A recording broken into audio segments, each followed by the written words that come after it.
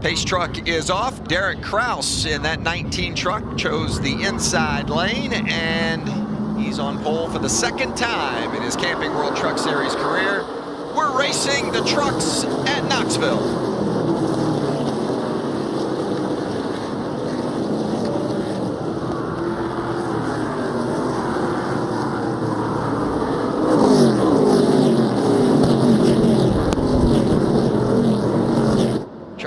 Spots right out of the gate. Kraus secures the lead. Sauter working the top.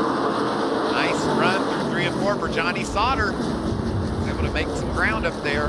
It's interesting to see early on, Vince, who goes low, who goes high, and what works the best. I think your instance, your patience guys say, I'm going to stay on the bottom, but you know, the way Sauter's moving already, it's going to be tough to stay down there. I'm sure they're going to be telling Kraus to get up there and go right away. So some great work they did on the track between races here. How about Sauter for the lead, challenging Derrick Kraus. Jamie.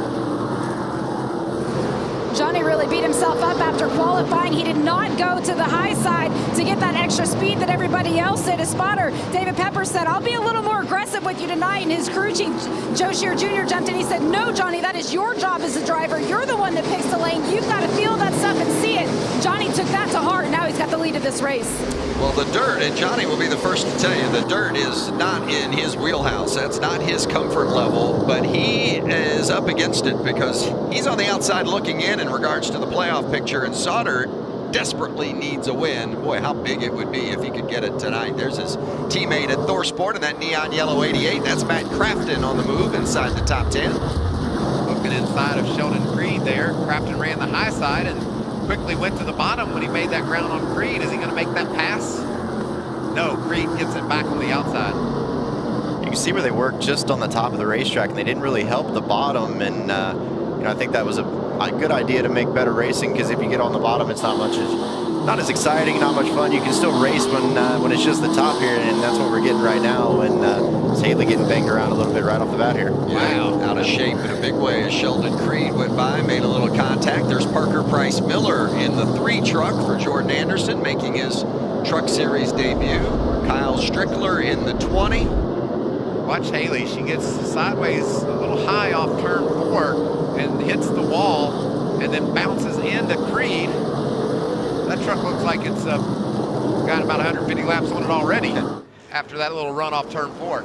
Well, if you look, there's, you know, a point where the dirt goes from packed in a darker color to that really dark color where it's kind of fluffy. And as soon as you get your right front over that little edge and into that kind of fluffy crumb, there's just no more grip there. And you know, I think once she got her right front over it, it just wouldn't turn and off it went. But I'm telling you, Kevin, you'll agree, I'm sure, if you're a Haley Deegan fan, she can still win this race. You bounce off things in dirt racing and still can get it done. Yeah, the aero's definitely not going to make much difference here. As long as she didn't knock the toe out of that thing or something, I think she'll be fine. Early in this race, for sure, a lot of racing left, just 8 laps in, and Johnny Sauter is out front. That's right, you don't adjust your set. Johnny Sauter is first dirt laps led ever in his career. I think his best finish ever is 8th. Like, this is not where Johnny Sauter is most comfortable. And Derrick Kraus has been very comfortable since we got to Iowa. A lot of speed in the 19 Napa truck. He's trying to take care of Sauter here as Carson Hocevar looks on. I think we talk a lot about how these guys aren't good on dirt, but you give a racing driver grip and show him where to get it, he can get it every lap a lot of the time. So I think that's what happened with Sauter, is he found that sweet spot and he's using it. Saw some of that right side damage on the 2 truck of Sheldon Creed after that contact with Haley Deegan. What's the story on the 2, Jamie Little? Yeah, that wasn't the first damage of the weekend. Yesterday in practice, Sheldon Creed, another one of those that got into the fence. He told me this truck was pretty much wrecked. They had right front suspension damage. You see it all bashed in there. That's also from yesterday. And he said, we just thought that this was better than the backup. But after this race, they're going to junk it. So they've made some good adjustments to make this truck drivable as he's well into the top 10. And meanwhile, the one of Haley Deegan, she says she's just fighting a tight truck right now. Got into the fence. Some right rear quarter panel damage early. Well, and you saw on the left-hand side of the screen during Jamie's report, the 42 of Carson Hocevar from Nice Motorsports getting by Johnny Sauter. New leader, Hocevar, the teenager. And there comes Todd Gilliland up to second. Gilliland one in the wall in practice and now running for the lead in the race. 18-year-old Carson Hocevar out front, racing on the dirt for the 9th time in NASCAR Truck Series history. Tonight, we're at Knoxville.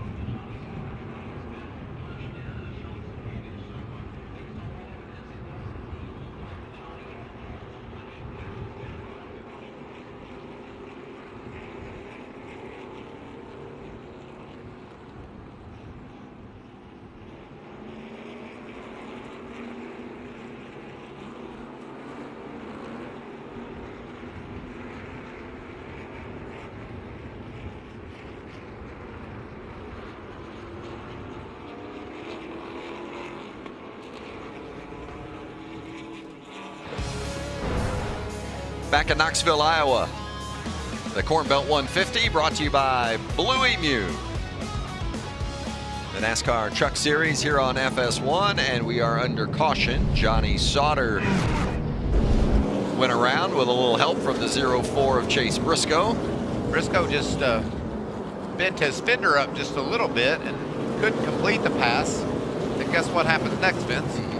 Do you think Chase said, "Oh, I didn't get you the first time. Let me come back and try again"? That's just dirt racing. I mean, Johnny was just right on the edge of the groove, and Chase ran into it. Man, I'll tell you what, he almost collected his teammate, man, Kraft, in there as well. That could have been. Watch the job Crafton does, just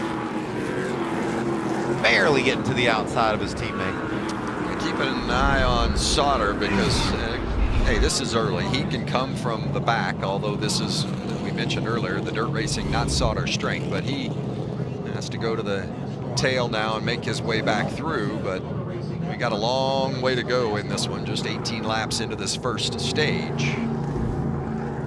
Yeah, John Hunter Nemechek, Vince, he started in the back and he's up to 25th, so just in 15 laps he was able to pick up 15 spots. So nice roll early for John Hunter in the 4. Yep. We mentioned, if you just joined us, John Hunter had to start at the back because he went to a backup truck after a late practice accident destroyed the primary last night. They got about 90 minutes of practice last night, and then qualifying races here this afternoon set the stage and the lineup for tonight's race. You look at the all-time winners. We mentioned Danny Lasowski. Man, I could get it. Doug Wolfgang, 60 wins here at Knoxville. Terry McCarl. The King, Steve Kinzer, with 57. And Brian Brown, 53 wins. And he is in the 51 truck. We're Rowdy, Kyle Busch tonight. Looks like he's made some friends there on the left rear. Track champ here at Knoxville as well. The Knoxville Nationals coming up next month, and of course that's a huge event in the sprint car world. If you're not a fan of the sprint car racing, certainly encourage you to take a peek at the Knoxville Nationals. It is some kind of show, and I think the fans, that's one of the great things about NASCAR coming to Knoxville, is that some of the fans that maybe not as familiar with NASCAR racing, who you know, they are tried and true sprint car fans, they're getting a taste of NASCAR for the very first time, and ultimately those fans will cross over and makes it fun for everybody. You know what I love, Kevin, is you look up front, it looks pretty calm. Look at this mess in the back. I mean, they're going to be 3 and 4 wide, dirt flying every which way. I mean, this is so challenging to be in a position where back here where Donnie shots and some of these drivers are going to restart. It looks like a mess, but it looks like a lot of fun. It does look like both, a mess and fun. If you're able to knife through that field, nothing feels much better. Hocevar up top, jumping out to the front. We'll see here if the pace slaps had any effect on how that the grip up top works. Sometimes you can get up there and pack it down and kind of kill it a little bit. I noticed the trucks, some of them were running really high under the caution. Is that what they're trying to accomplish? Pat that outside down a bit? Yeah, sometimes I think, you know, that edge that that Haley got over earlier, you can kind of get up there and squish it down, and that was something the trucks didn't pack in, you know, while we were on break. And I think it was intentional to try to get something for the dirt to kind of pile up against and not just, you know, fade to the fence. But it also brings a challenge for these guys to, if you get over, you get in trouble. Speaking of challenge, Todd Gilliland challenging Carson Hocevar for the lead. Took it, Hocevar bounced back, and now Gilliland secures the top spot. Todd Gilliland, they have really been running well lately. You know, I was so impressed, Vince, with him at Coda down there on that slick road course track. You really have to use your feet, Jamie, to get the job done, and he's getting it done here. Yes, and he was one of the drivers who had problems in practice yesterday, missed the whole second half after contact. So he also missed the opportunity to work with his spotter, Anthony Warren. It's their very first time working together, and in the first couple laps, he said to him, I'm going to need more heads up on these calls, or we're not going to make it to the end of this race. They're settling in, and they're getting more and more comfortable with the communication right now. And of course, he put Front Row Motorsports in victory lane at Circuit of the Americas. 17 to go in stage 1. Going to take a break, but you won't miss a thing. Going to keep it side by side from Knoxville.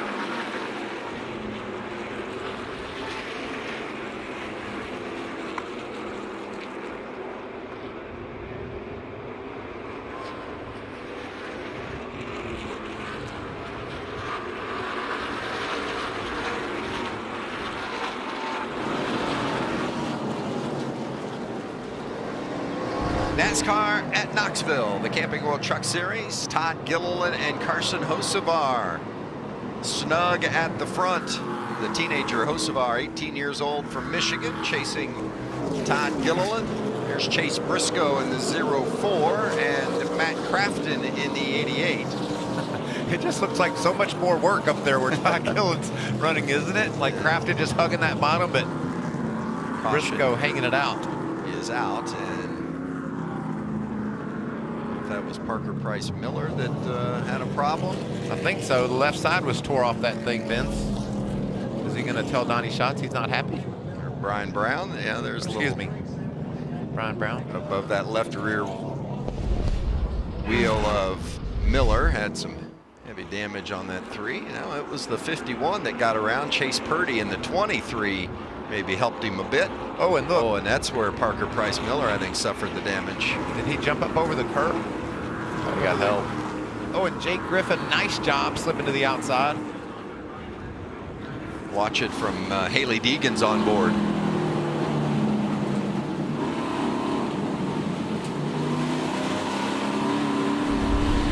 I like that move. She got on the gas a little bit and said, I better get on through here. It's a little different than drive through the smoke, more drive through the dust.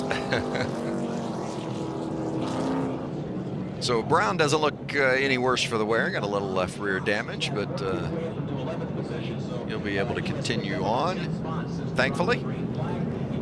Under 10 to go here in stage 1. All 4 of the leaders we've had today have never led on the dirt before. Hocevar, Gilliland, Sauter, and Kraus. It's been that kind of night, as seen some good shuffling on these restarts, especially. In fact, Josh Berry went from 5th, or from 13th to 5th on that last restart. John Hunter Nemechek is our biggest mover. We knew he would be coming through the field bench. You can see he's picked up 20 spots. Chris Windham with 12, getting his experience behind the wheel of the 02. Hadn't driven that truck until this afternoon. I mean, it was less than an hour before the qualifying race for Windham, and he still wasn't at the track yet. And he arrived late, and you still see it says Michael, or it says Annette above the window net there, and in fact Annette on the back windshield, and Windham is wearing Michael Annette's driver's suit. It was a late change, to say the least, and Windham jumped in that truck and ran the qualifying race, and he is on the move here tonight. Jamie Howe.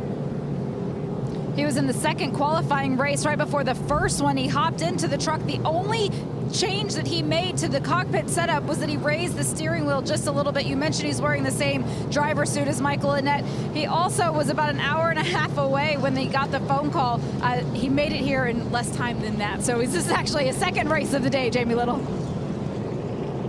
And you guys mentioned John Hunter Nemechek, biggest mover so far, started in the back. They basically said tonight there's no such thing as pit strategy. We're going to have modified live pit stops, so there's nothing to be gained. They'll come in, they'll stop, they'll make their adjustments and change their tires. So they had to base it off of speed and talent, and that's exactly what they're doing. And obviously Eric Phillips knew what he was talking about, saying how good this backup truck was. Well, that's for sure. Eric Phillips, the winningest crew chief in Truck Series history. What a pairing it is with John Hunter. They are related. Eric is John's uncle. You know, we saw that 02 that Windham is in, and a familiar scheme there with the TMC that your dad drove. Yeah, those were pretty cars, and a lot of polish went into those things back then, and it rubbed off on my childhood a lot as well, of having to do a lot of that on mine. The standard was set early in life that I had to stick to. That's a beautiful sprint car and a nice tribute to your dad and to Harold Annette, owner of that Michael Annette's dad. How about Hocevar and Gilliland, Jamie? Gilliland has asked the team, where is he better than me? Where am I losing? They told him that he's turning out more than you. He said, your driving is better, but he's beating you through the corner. But as for Carson Hocevar, he said that he needs more left rear drive and he's done some more security underneath them. So he's really said he's just taking it easy. More security. They'll be asking for that all night long, that's for sure. 5 laps to go in this stage, get back to racing. It'll be a mad dash to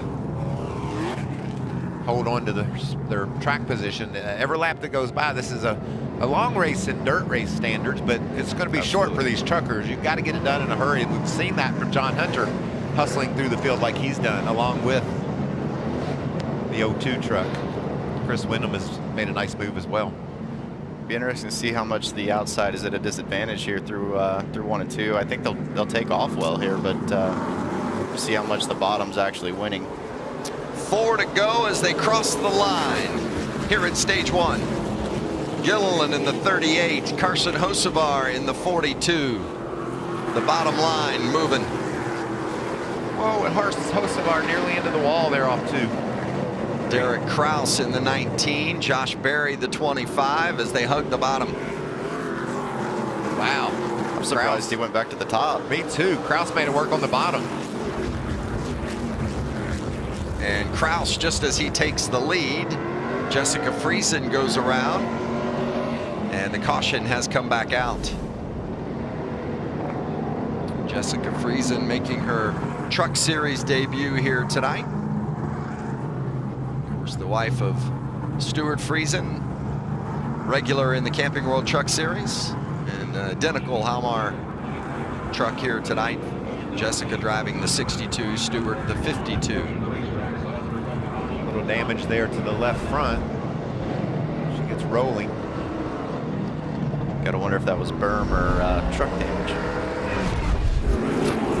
Get an idea right here. Oh, little truck damage, as you called it there, Kevin. Twice. What's the story there, Jamie? Well, she's talking to the team right now, but she said that on that restart, she could not get it out of second gear. When she did finally get it turned around and get back at the tail end of the pack, she said it's still stuck in second gear. They're trying to talk her through getting it restarted in third gear, but right now she does not have the drive that she needs. Well, they're going to get an opportunity to work on it. Pit stops coming here at the end of stage 1, and this caution will bring us to the end of the first stage with Derrick Kraus, your stage 1 winner.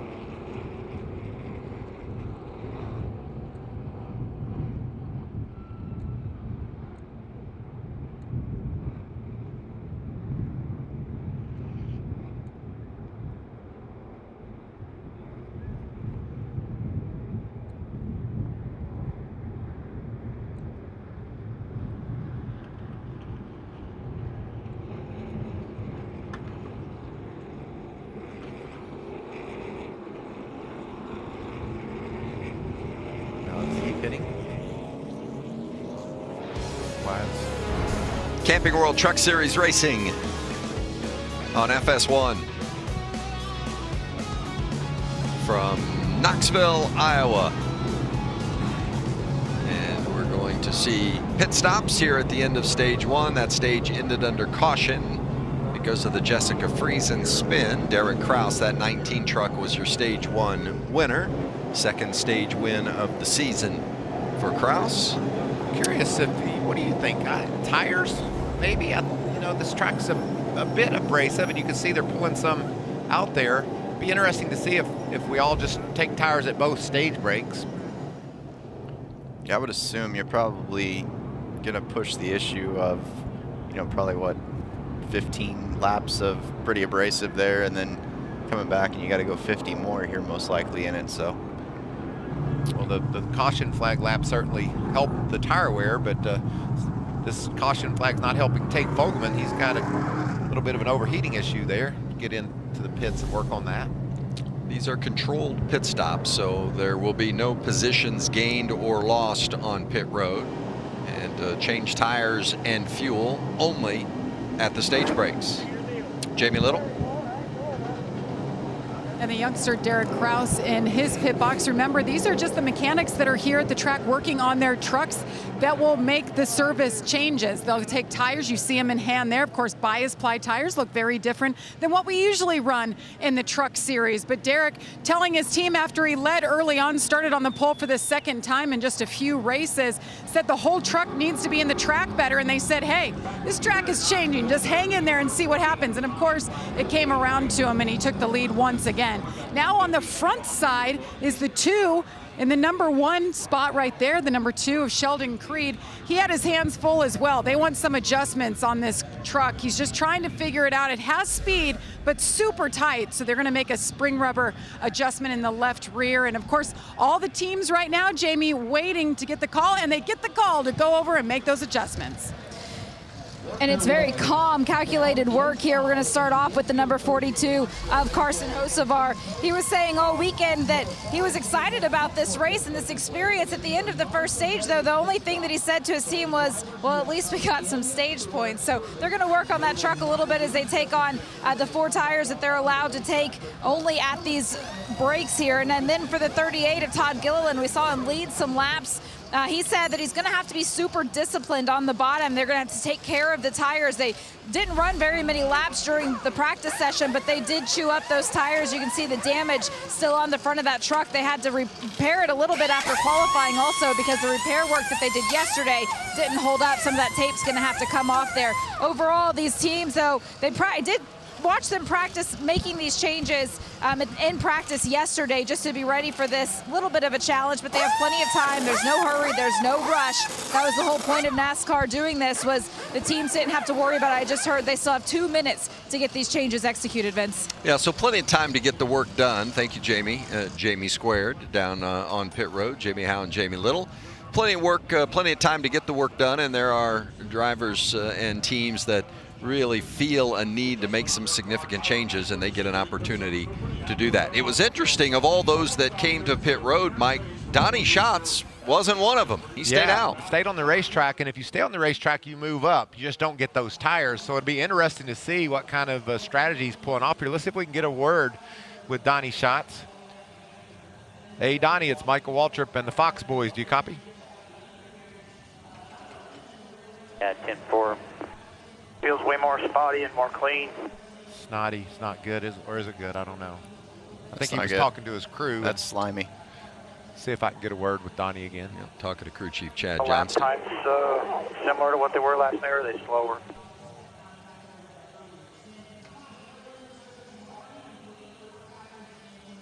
Donnie's. Yeah, fast is a 24 or a 23.86 looks like. We were in a 24.12 as our fast lap. So tires off the 1 look just like brand new almost. So. Oh, that's what they're wanting to know too. Yep. You know what the other tires look Yep. like when they took them off, and that's crew chief Chad Johnston. The body didn't look in very good shape when I went by. 10-4. Well, this will either be a hero or a zero here. So. Well, we were gonna. Check, I think that's pretty important. We were going to talk to them about their strategy, and we heard everything there. The tire wear, tire wear's fine. Going to be a hero or zero. I'm not going to say we didn't need you at all there, Mike, in that conversation, but thank you, Chad Johnston and Donnie Schatz.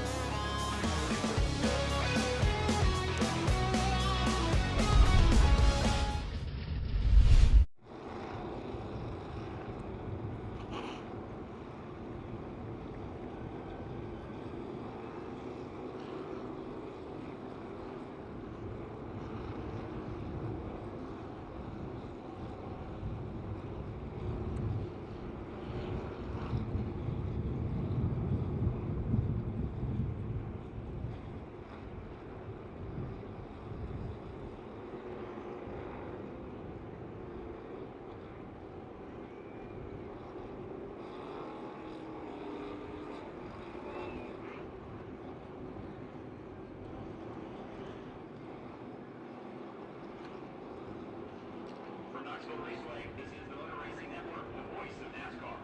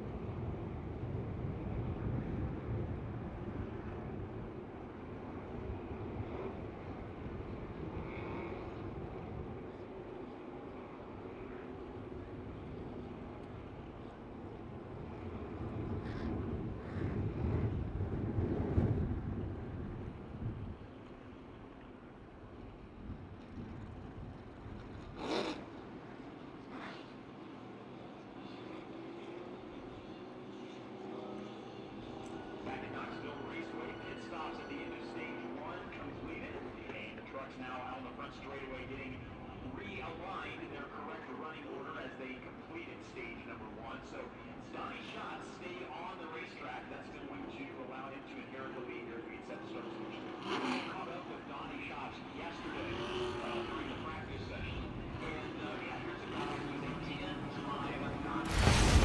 Looking forward to this Tuesday night. Judge, Tatis, Ohtani, and the rest of baseball's finest squaring off in the mile-high Midsummer Slugfest. It's from Coors Field in Denver, the 2021 Major League Baseball All-Star Game. It's presented by MasterCard, and you'll see it Tuesday on Fox. They can hit it further in the Mile High City. Long way. Long ball. Oh, how about this shot? Absolutely beautiful. Knoxville Raceway here in Knoxville, Iowa. Stage 1 has been completed, and Jamie Little, they were changing tires down there. How they look? Yes, they were. This is something that the drivers certainly were concerned about today, just tire wear tonight. So this is the set that just came off of Sheldon Creed's. This is the right front right here. See, it's not too bad. The wear looks pretty darn good. This is the right rear. But we're going to keep an eye on this, Vince, because they said the first stage, not a huge concern. Second stage, maybe, but it's the last stage of the race, the second half, where they're really concerned about tire wear. They only have one more set sitting down here. Certainly going to be something to keep an eye on, as you said, Jamie, as this race progresses and the surface of the track changes. Yeah, I think, you know, with like shots there, I feel like they can make this next stage without killing these because of how long they made it the first stage without really having to run, you know, down in the abrasive of the rubber. And, you know, if you can do that, I feel like everybody's got to come get them. So if he's got track position, it's going to be, you know, great. But, you know, definitely seeing the transition away from the top of the racetrack. And, you know, now it's starting to lock down a little bit down there, and most likely see everybody down around the bottom from here on out, I would say. Certainly going to have to root and gouge your way past those in front of you. And for some, it is critical that they have a good showing after so many struggled on the dirt at Bristol. And these are the 4 drivers right around that playoff cut line, Mike. You know, Vince, if they could just take that one race away, they'd be inside of the playoffs. Look at those terrible finishes, and they had good runs going, just got involved in wrecks. But looking to recover here on the dirt in Iowa. But you can tell Not a great outing the last time we were on dirt. Speaking of a great outing, what about Josh Berry? He didn't have much dirt experience, and he's right up front. Has a great truck and has done a great job tonight. You see where the playoff standings currently sit in regards to the top 10 making the show or making the playoffs, the run for the championship. And Tyler Ankrum and Derrick Kraus currently sit 11th, 12th. Johnny Sauter came into this race in 11th position. He has dropped after getting spun early tonight and having to go to the tail. Looks like we're going to go racing again. One to go sign.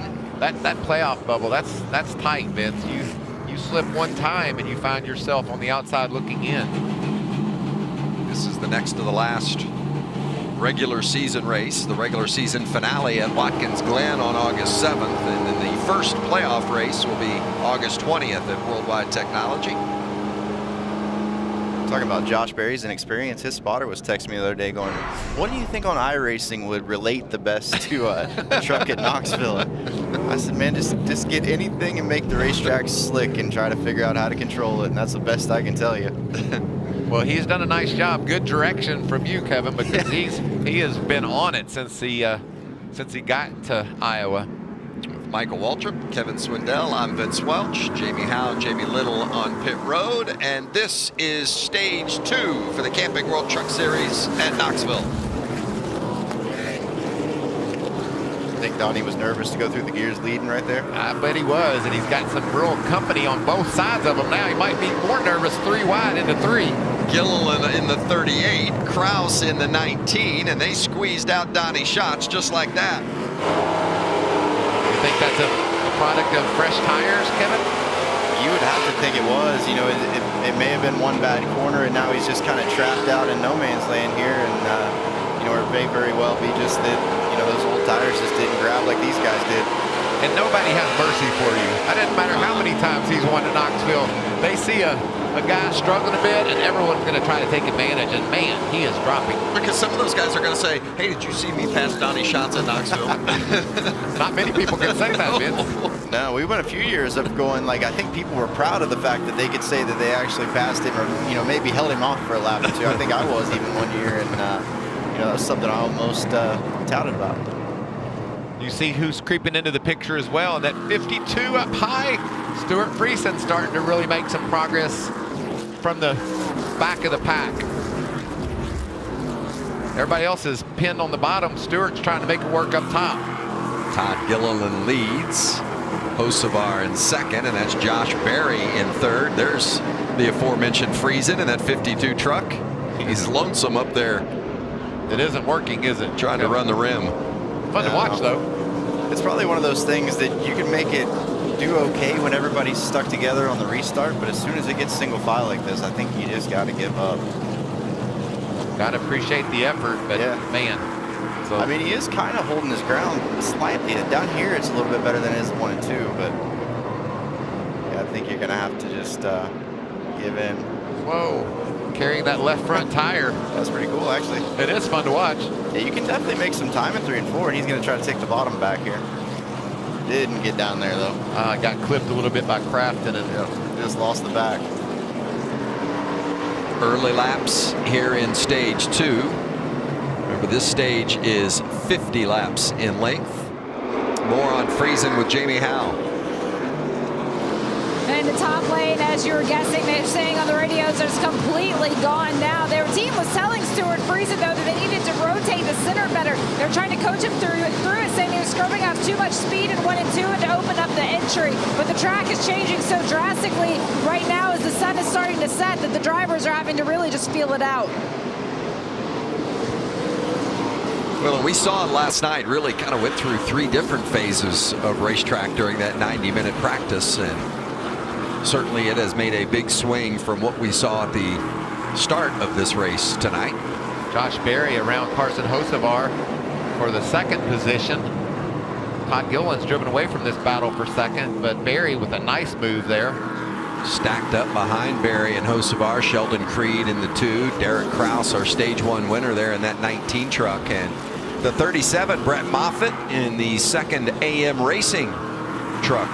Been a long time since we've seen AM Racing with 2 trucks in the race. Of course, Austin Wayne Self, the normal competitor in the 22, and they have Brett Moffitt from the state of Iowa in the 37 in their second truck here tonight. Look at these guys, man. They are stacked up.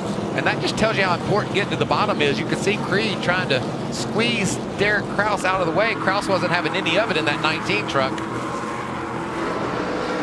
I'd say looking at times, you know, going off of yesterday in practice, we probably still got almost another second to pick up on this racetrack. So, you know, definitely going to keep getting wider in the rubber. And, you know, Sheldon's still trying to make that 3 and 4 work. And I think 3 and 4 can keep up.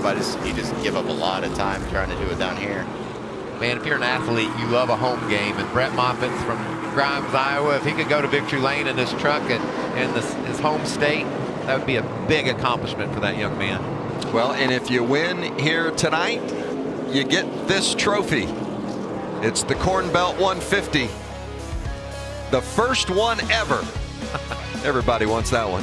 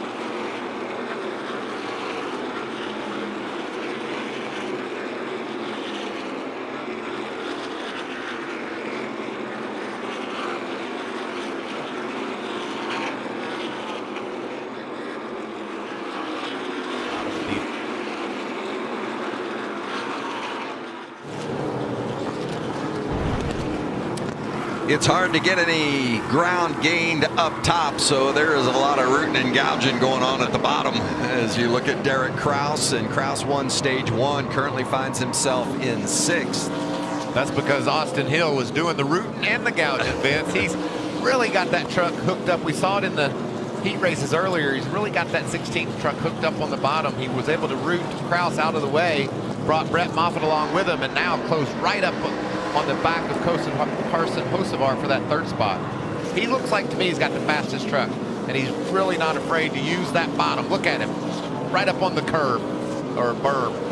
Hill clinched a playoff spot last week, or in our most recent race, I should say, and we're still waiting on him to win a race. He has not won yet this year, and we've certainly expected that. Wouldn't it be interesting if he ended up winning on the dirt, a place you really wouldn't expect Austin Hill to be a winner? But I just know, Vince, we see him every week. He's just really good at working the bottom of the racetrack.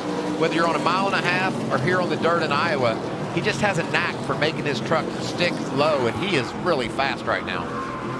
He kind of looks like a guy who may have, you know, gave up a bunch early in the night for, you know, a truck that really worked once we got to this point.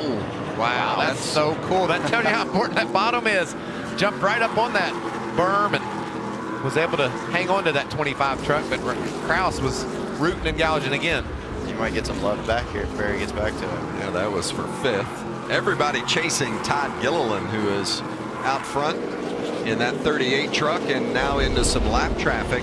Gilliland has led 36 laps tonight. That's the most laps he's led this season. Right there, Josh Berry just said, I need the bottom, Derrick, I'm sorry. But he cut it in a little bit too sharp and caught the berm, and up he went. Now the berm, it's not quite as aggressive as you might see it in a sprint car race, but still, you don't want to get up on it. No, it looks like, I mean, in spots it's low, and it looks like off the corners they really trimmed it down, and usually it's a lot more square when you know, when the sprint cars are there, and they've made it a lot more forgiving, where it seems like you can kind of use it to get up off the corner, up under a guy if you need to. And as you can see here, usually it's a lot more squared, stood up kind of directly like the tire, and they've definitely trimmed it back to make it a little more forgiving in case you get up there with the body. Now, how about Donnie Schatz? Donnie stayed out during that first stage break when 38 trucks pitted. Everybody but Schatz and the 33 truck of Devin Rouse. And Donnie Schatz did not pit and said, well, we'll see how he reacts with no tires, or not having fresh tires, and he quickly dropped back to 15th as Jessica Friesen got around and then got pounded by the 44 of Morgan Alexander. Man, both those trucks had struggles in practice getting spun around, and now they've come together. Unfortunate for Jess, but I'm telling you, Kevin, it's just hard to stop on dirt. Like, you committed to the corner, you can't just slam on the brakes, and obviously Alexander didn't know that she was there, and it looked like he just drove in there and hit her, but you just have very little control in that situation. Yeah, and most likely he was just, you know, up a lane out of the rubber, maybe with, you know, letting some of the lead lap cars go, and you know, you're just up in that kind of dusty crumb right there above where the good grip is, and it really just takes off. So Kraus gave a little help to Friesen. Yeah, and Alexander just couldn't get it wound up. Nice job by Ben Rhodes. You can see he was squeezed in there. See there, the truck checked up ahead of him. He went up a little bit high just to maybe see what was ahead, and around it went. Both Jessica Friesen and Alexander making their first series starts here tonight. Significant damage to both.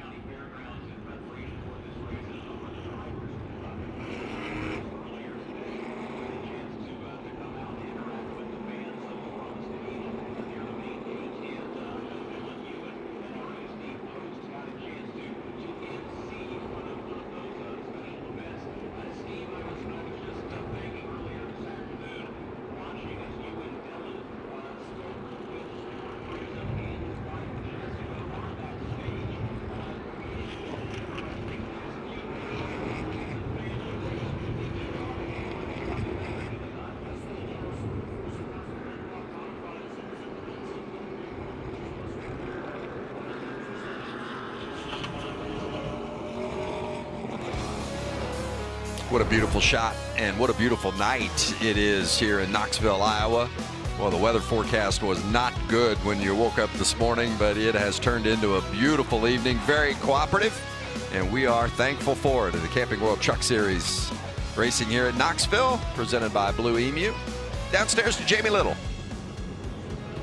Yeah, how about the 25 of Josh Berry? You guys touched on it. His first dirt race in a truck, still feeling it out. Just his 5th race this year as well. But he said the truck's just getting better. It's starting to come to him. He fires off loose, and now it's coming to him. You hear that so much, that they start loose, and now they're getting tight. It's amazing how quickly this track is changing. Jamie. Some funny audio that we heard between Donnie Schatz and his crew chief, Chad Johnson. They were talking, and this caution came out. They said, if you're the only person that does something, then it's probably wrong. So I'm going to take a guess and say that was probably the wrong choice to stay out after that first stage and not come in and take the tires. Donnie did say that he feels like the longer he runs, the better he feels like he's getting. He's definitely more comfortable now behind the wheel of that truck, but they are struggling with that tire well. I also want to update you on the number 62 of Stuart Friesen. It looked like a big hit. It sounded like a big hit, but they did bring her into pit lane, and they realized that there really wasn't that much damage for Jessica. They did put some bear bond on it, sent her back out. She's gone side to side, said it feels like it's okay, so they're going to work with it right now. Yeah, she took a pretty big hit. You can see there, that's the hit-er. She Morgan was Alexander. the hit-E. Just touching base on Donnie Schatz. He fell back to 15th, Kevin, but he was able to maintain, actually picked up a couple of spots. I'm not so sure it was the lack of tires, just didn't get a great restart and got shuffled out into the middle.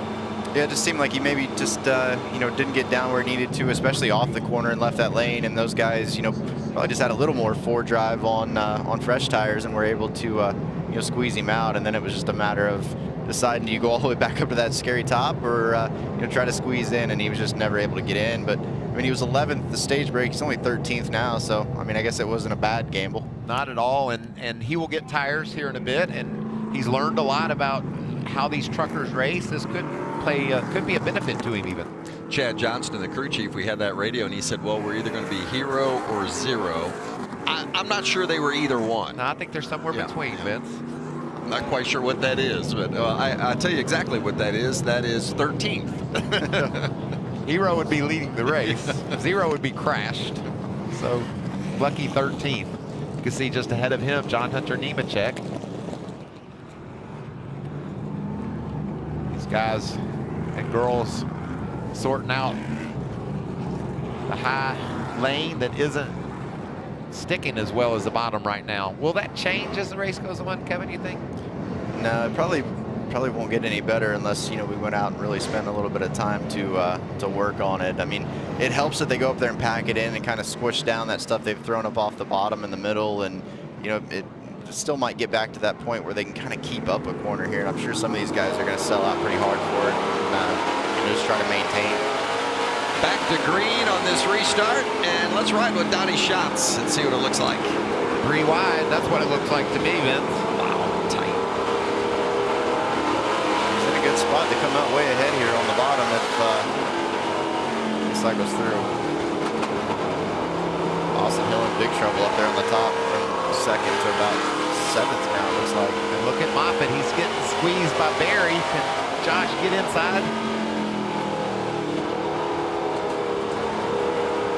What happened to Austin Hill really is what happened to Schatz, isn't it? He just got squeezed out of that bottom line, and he fell back just like Donnie did, and that was Austin Hill who was started on the front row, and he just went behind Schatz. Yeah, I think he thought he could maybe just hang, and there probably was just never a spot to get down, and I don't think he'd do any good to run through the middle of the racetrack, so it's kind of your only opportunity is just to go for it. Haley's getting squeezed by Stewart, and she's going to keep her foot in the gas. Wow, that's some good racing. Back in 15th, 16th.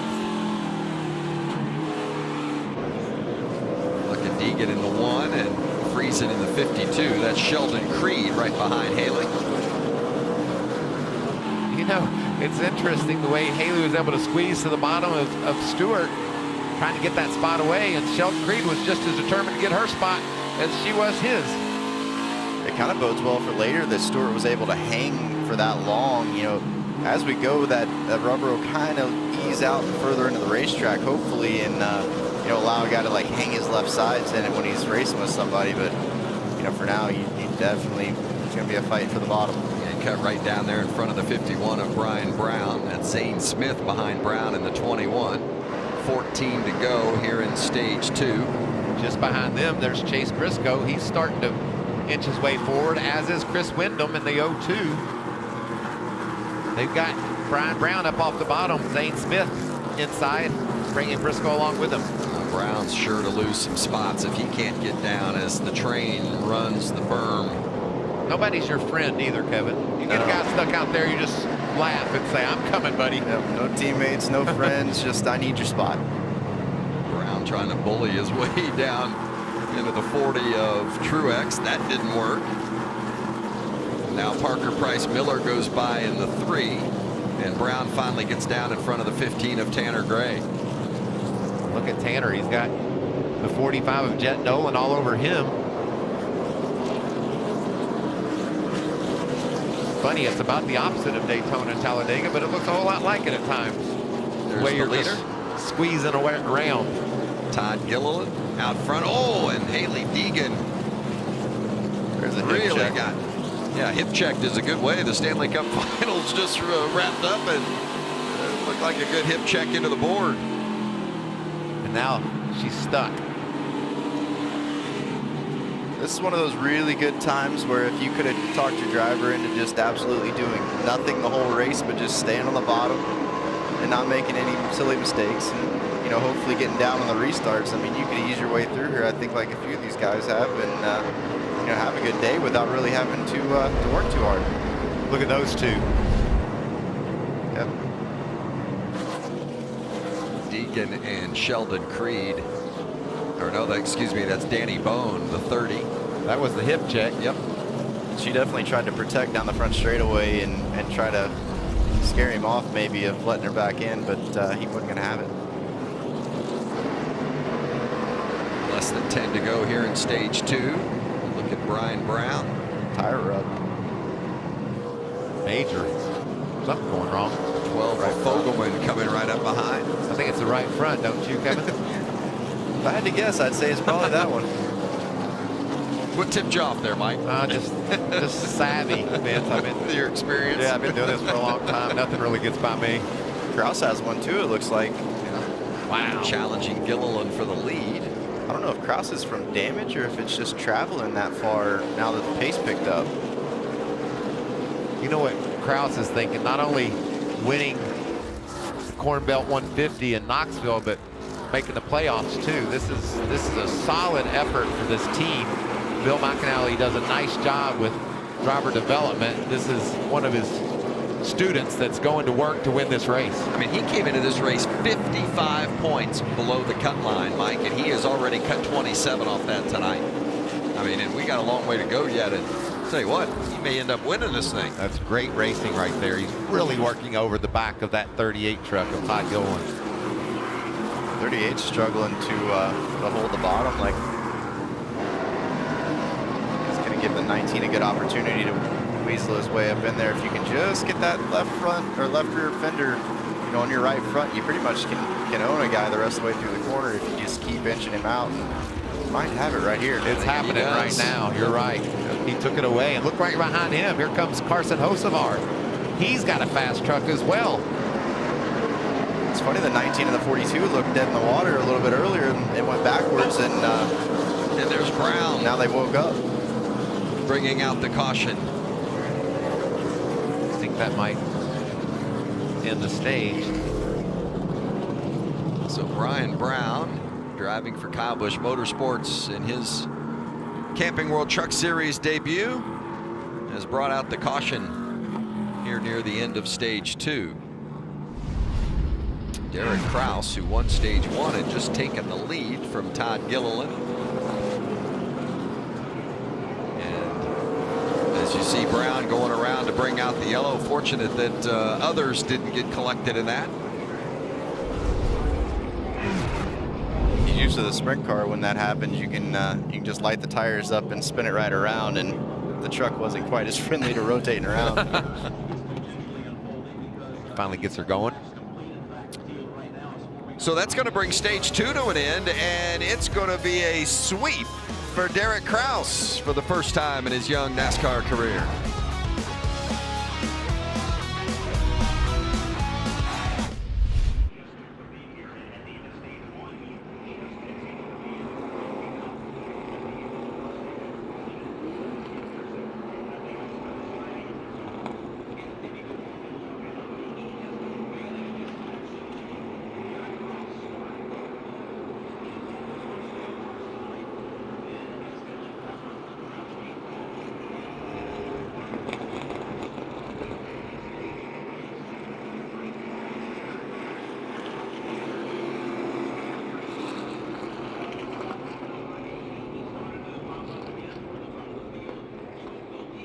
Derrick Kraus did at lap number 86 and is the race leader as we continue to work on the caution flag. And coming back off corner number 4 this time wide, it'll be just one lap remaining here to wrap things up in stage 2 of tonight's race. And a tough one there for Todd Gilliland, who went from potentially getting winning stage points, and now he's not even going to get second place points, so he slipped back to third.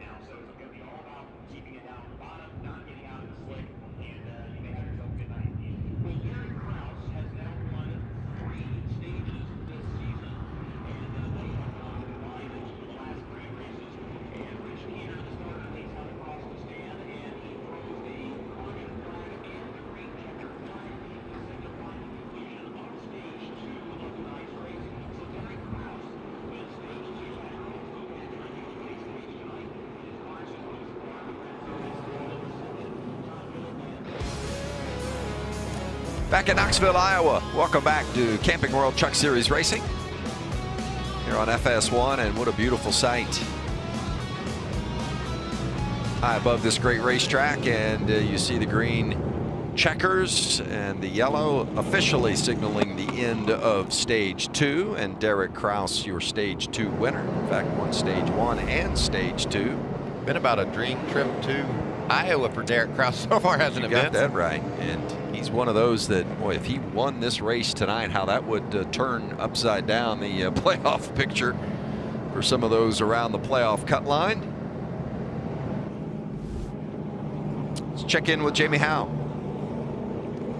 There's an interesting comment made by Grant Enfinger there in that number 98 truck during that last stage. He told his team that it feels a lot like Martinsville now, the racetrack does. He said he needed to open up a little more. Michael, you've raced at Martinsville. What does that mean? Well, I've raced at Knoxville too, and what it means is that Grant's exactly right. And it even goes at Martinsville, you want to run right next to the curb, right? Well, this is a berm, but it's equivalent of a curb, and it's just a matter of just getting that left front right on that berm and holding it as low as you can go. But when you try to do that, Vince, and you don't have any speed, people will start rooting on you and gouging.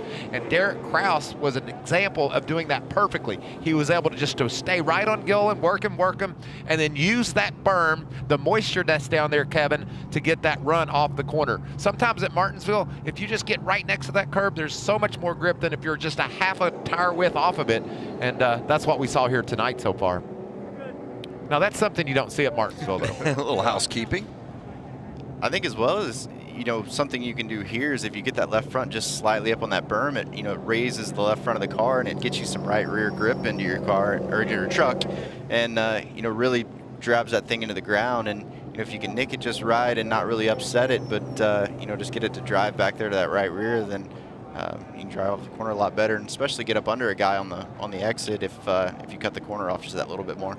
Well, the trucks have gone into the pit area, and they'll all get in the pit box before the teams are given the green light to begin their changes and repairs. You know, and it's a great time to clean the windshield. We were watching some of those in-truck videos and the cameras, and you could really see how difficult vision is becoming. But Kraus was working on his inside there, and they'll pull a tear off here too, I'm sure, to give him some better view out of that Napa Toyota. Let's get more with Jamie Little. Yeah, and the modified pit stops here, modified live, so they have to wait. NASCAR just gave them the okay. So in the meantime, like you guys said, drivers are working inside. They'll pull a tear off to help with that vision. You're looking at the 19 of Derrick Kraus. What a night, as you guys had noted. Said he needs to be tightened up just a bit on exit, but he really feels like they're the best truck through the middle, that's where he's beating the competition.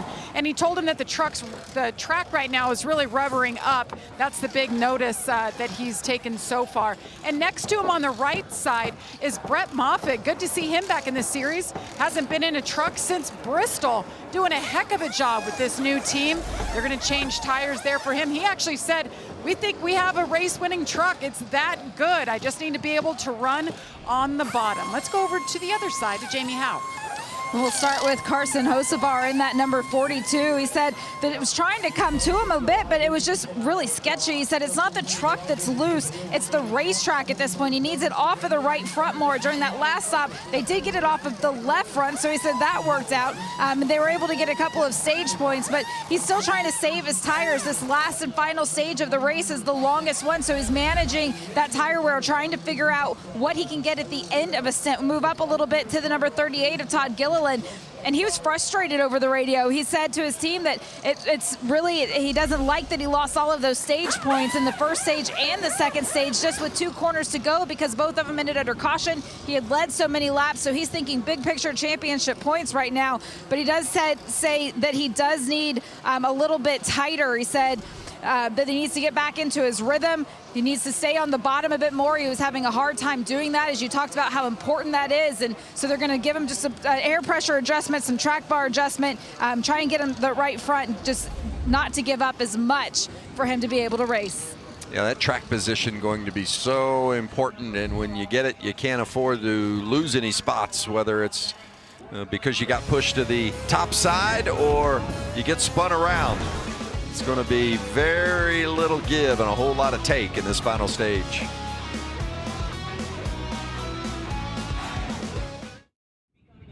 We talked to Chris Lawson, energy for Todd Gilliland, and he said Todd was starting to complain because these trucks now, a lot of the drivers complaining of the tight conditions. Working that wheel awfully hard is going to put a lot of wear on that right front, right rear tires. So right now that's the concern. But 4 fresh ones on all the trucks down here. We see Grant Enfinger finishing up service.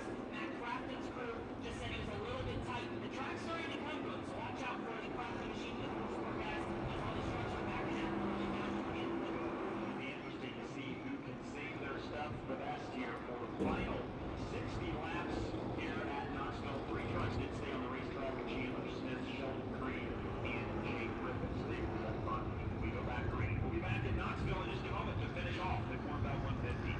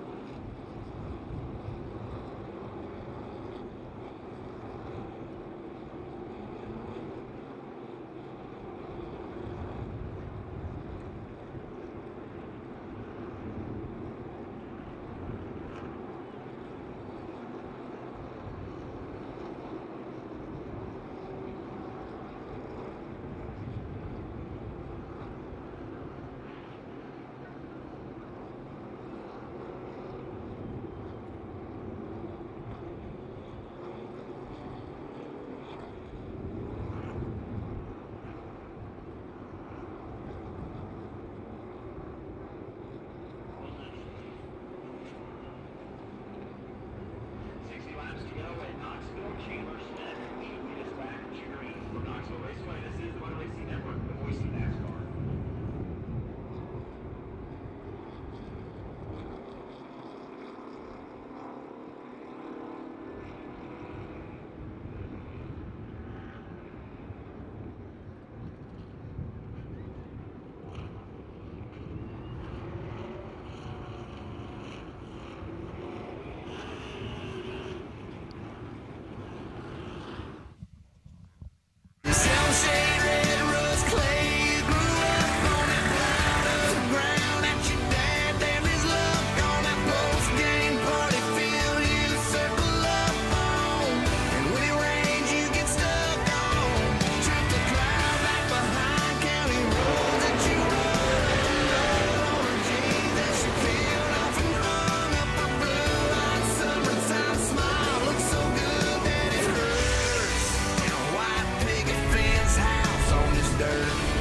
Camping World Truck Series has raced in Iowa many times before, but never before at Knoxville Raceway. This is the first time NASCAR at Knoxville.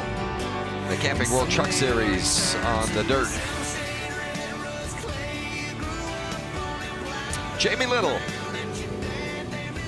Well, then some different strategy for the 2 and the 8 team. Both decided to stay out. So I just talked to Jeff Stankiewicz, the crew chief for Sheldon Creed, and he said we were in a position where we were just going backwards. So we decided, let's play defense. We'll stay out. He said, but I just walked over and took a look at some of the tires they just took off those trucks, and I'm kind of worried about our decision. They cannot come in and put that second set of tires on unless one goes down. So they made their bet, and they're going to stick with it.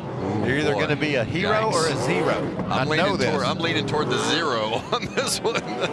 Yeah, those tires, we saw some that were really worn. So, and plus, if Creed has to restart second. Yeah, that's what I was thinking. You know, Kevin, that's going to be a hard row to hold. And there's no choose zone here. Send the spotter down to the 34 with a couple $100 bills and beg. Yeah. Let me in. Or you just try to do the best you can to jump, get a good start, and get against the 18 truck of Chandler Smith a bit, but Chandler's not going to stand for that. A Sunday on FS1, the most anticipated soccer tournament of the year begins as the United States men's national team looks to defend its home turf, taking on Haiti in the Gold Cup. All kicks off Sunday at 8:30 Eastern on FS1 and the Fox Sports app.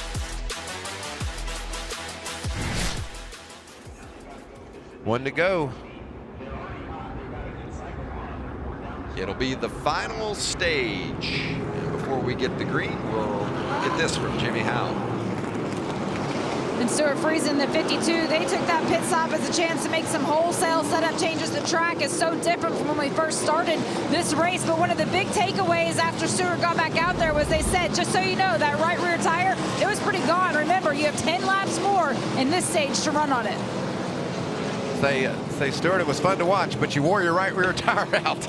Keep that in mind.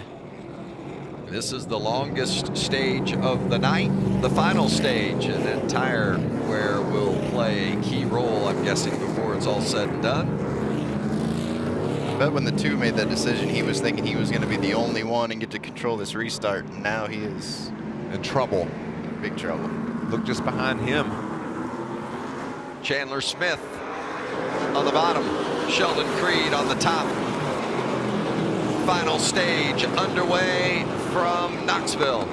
Jake Griffin in that 34 filling that space as well. Creed trying to get to the bottom, and a little contact there with the 19 of Kraus. Creed goes back. Hocevar gets around Griffin. Lots of spots lost for Sheldon Creed. And Derrick Kraus back there stuck on the high side as well. The caution is out. This is when you pray you're an odd number. And that odd number is 3. Parker Price Miller. You don't want to be that odd number. No. And 24 of Jack Wood. That's game ender there for the 24. Must have broken the oil cooler. You see the fluid there on the bottom of the racetrack. It's the series debut for Parker, and it has, I don't know if it has come to an end, but it certainly has been derailed driving that 3 truck for Jordan Anderson this week. You see a lot of damage to the front end there. Looks like he can't get it fired. That says dirt racing, doesn't it? What's that say? It says I'm done, I think. Into the night. Good night. Well, stage 3, the final stage, has just got going, and we're in a pause. Throw the green when we come back, though. Stay with us.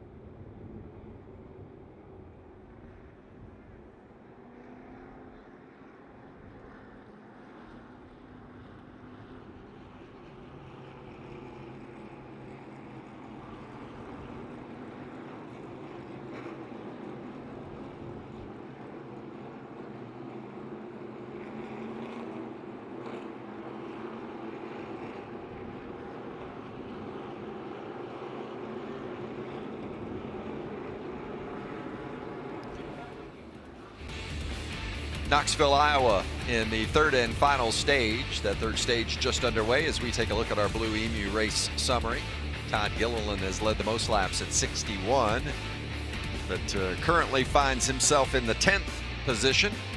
And Chandler Smith is our leader. I'm telling you, Vince, that's a real deficit. When you're on the outside, we see that. You want to be lined up on the bottom. Derrick Kraus all the way back to 8th with that fast truck earlier. And speaking of Chandler Smith as the leader, Jamie Smith is with his crew chief. Or Jamie Little. Or but either way, Jamie Vince. Little, Jamie Smith. There's 2 Jamies. There's a bunch There's of so many Smiths. Jamies, I can't even. There's a lot going on, but Chandler Smith is leading, and this is his crew chief, the man that made the call. You decided not to pit there yesterday, and Danny, I know based on practice, you guys were bad fast. Are you confident right now in your decision to stay out? Because you're out there till the end now. Yeah, I'm pretty confident. It's a one-groove racetrack right now. We knew that coming into this day, and we restarted on the top a few times and lost 6, 7 spots, and I knew that we had to have track position to be able to have a good finish tonight. When he can run his line, it's really good. So we'll just have to see to the end. There's about 55 laps to go. I think we can do it. All right, he's confident, Vince. Thank you, Jamie. And Danny Stockman, he's won a few. He knows when to take that gamble. I guarantee you, Vince, so he went and looked at some of those tires that come off those trucks at that stage break, and he is nervous. That's going to be a real stretch to run all the way to the checker on those tires. Can we look down there and see how much tread's left? There's an example of what came off of Stuart Friesen's truck. Gone. Wow. But remember, we did see Stuart Friesen running around the top dead sideways for about 10 laps. It could have wore it out. As a driver, though, Kevin, you want the crew chief to tell you the tires look great. Oh, absolutely. Match perfect, staggered special, whatever it takes, you know. Probably the worst thing Chandler's thinking about right now is, I wish I could have cleaned my windshield, though. Yeah. Tread will be king before it's all said and done. Final stage from Knoxville.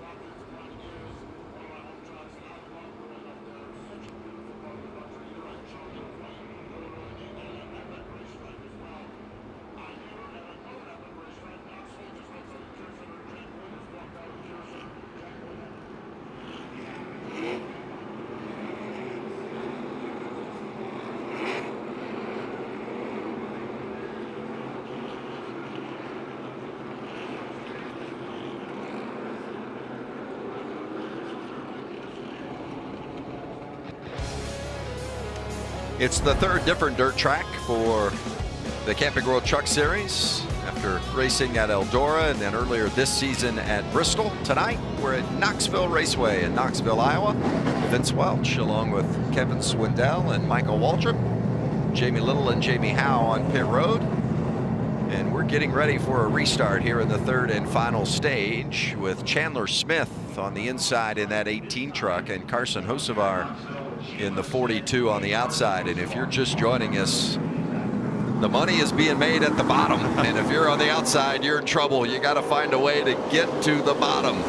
Great restart for Hocevar. Oh, look at that. That's huge. Wow, what an impressive launch. Make sure NASCAR thought it was fair and square. See Jake Griffin there in the 34, stuck up top. He's doing a nice job tonight. He can just squeeze down.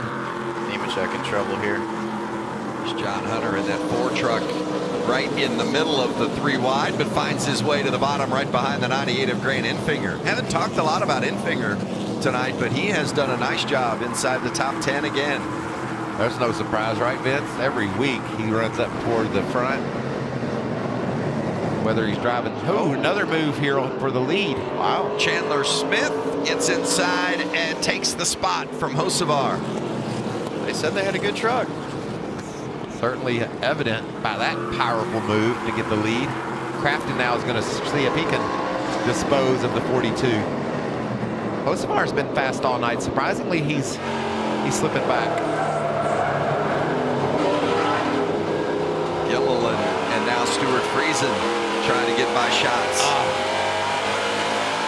Friesen had that window to get inside, but couldn't quite make it happen.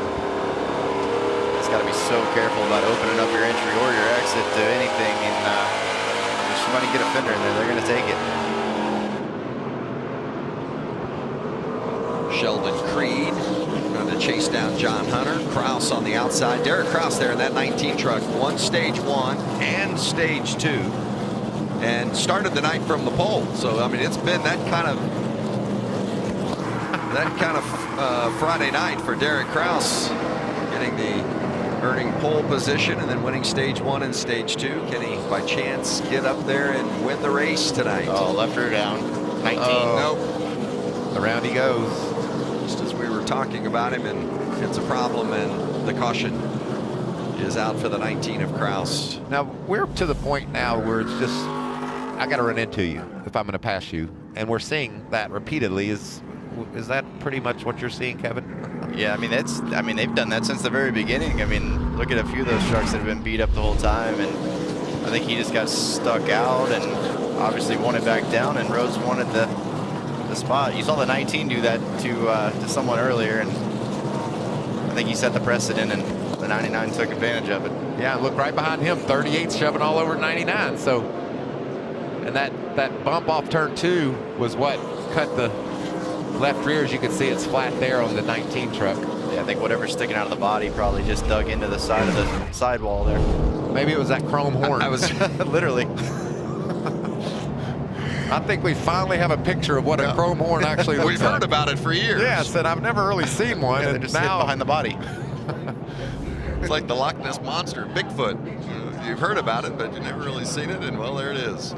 Yeah, Ben Rhodes said, all right, guys, push has come to shove, and I've got my chrome horn out. Will NASCAR make him? Is the chrome horn related to the Lucky Horseshoe? No, we know where that is. Well, I think this is maybe going to be a little something we're going to see a little more regularly here in this final stage, and that's the caution flag, because as you guys noted, if you're going to have to move somebody to pass them, we're going to see others go around. I think Brian Brown just got the free pass and went around the field. NASCAR could black flag Ben Rhodes for that. Rhodes won the first 2 races of the season. Of course, the opener at Daytona and then the road course there at Daytona as well. We're going to squeeze in another break while we're under caution. Coming back to Knoxville.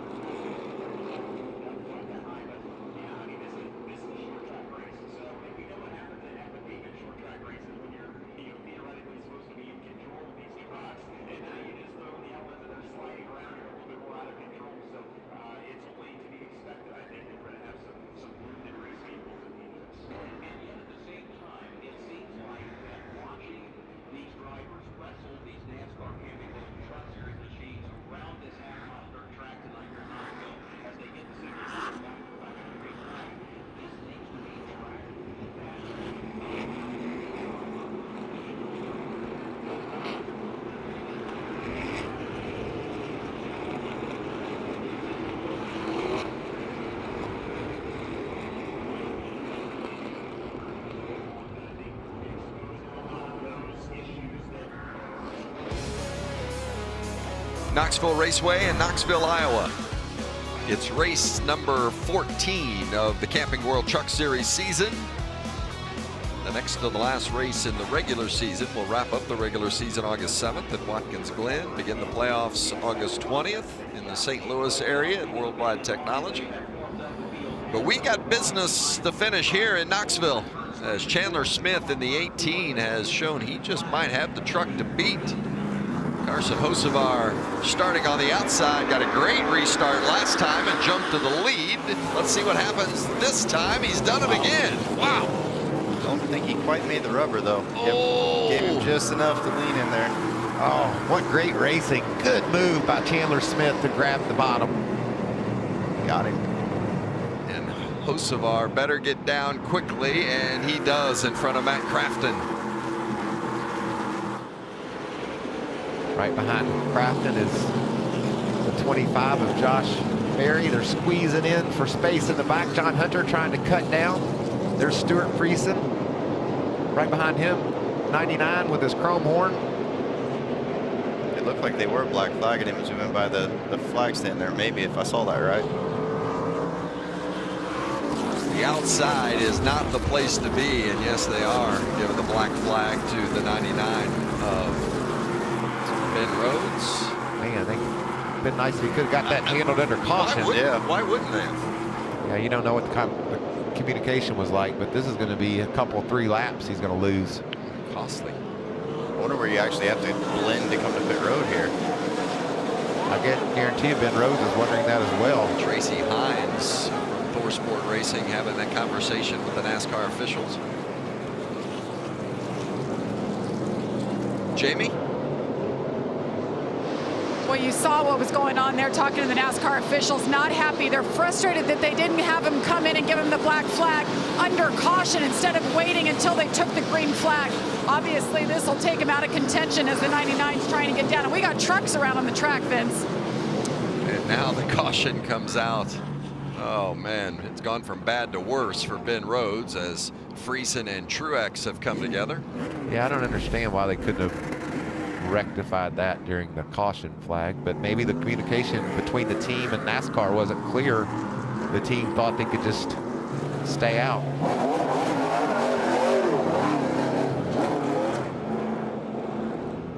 Although with Rhodes coming in and the caution coming out, at least maybe it does. Could have been a lot worse. Keeps him from losing multiple laps. It looked like he was really close to actually staying on the lead lap there. I'm surprised they didn't just let him roll through and keep his lead lap spot, or just and then come back around under full yellow. You see Tracy Hines, part of the management staff at Thor Sport, still arguing that with the NASCAR officials. There's Friesen getting turned around. Was that Austin Wayne Self in the 22 maybe? Looked like the 2 shoved the 22. Got the 52. And Chase Briscoe almost got collected there as well. And then Truex on the outside didn't have much choice. Tracy Hines, outstanding racer in his own right. And you see just a lot of upset team members trying to figure out the communication, I presume, or lack thereof, in regards to the 99 of Ben Rhodes.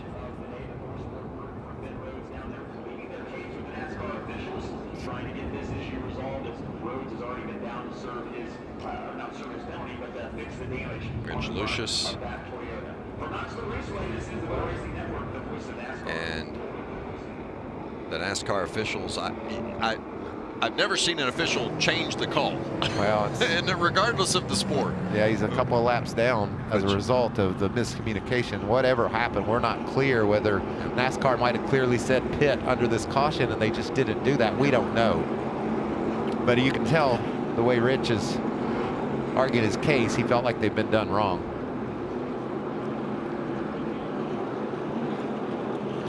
And in all likelihood, eliminates Ben Rhodes from contention unless something miraculous happens for him at this point.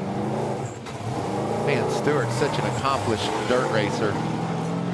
Wins dirt modified races all over the Northeast. And Bristol, it didn't go like we thought it would for Stewart, and he's struggled here as well. So that's kind of hard to understand.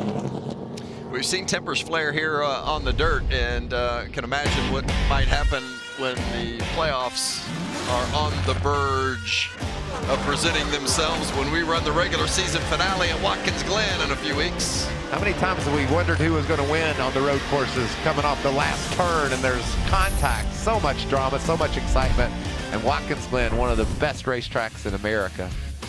And there's the playoff standings at this point. Friesen now on the bubble. Boy, it has swung in a big way as Friesen came into this race feeling very comfortable at plus 67 and plus 52, but he's on the bubble. Yeah. So if one of those drivers below the line would win, Stewart Friesen would be out. All right, Jamie Little, explain what's going on down there with your guest.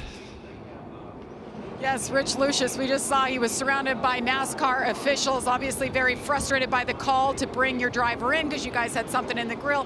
What was their response to you? With about 2 to go, they were talking about it, but they didn't tell us we had to pit. And then all of a sudden, when we were coming back to green, they had told us we were going to get black flagged, we had to pit. So I guess I'll go to NASCAR hauler after this race and figure out why they were going green and told us we had to pit, because it's pretty much bullshit. Sorry for the language. Thanks, Rich. Yeah, I understand certainly his frustration, because when you're coming to 1 to go, he was riding around with it for 4 or 5 laps under caution.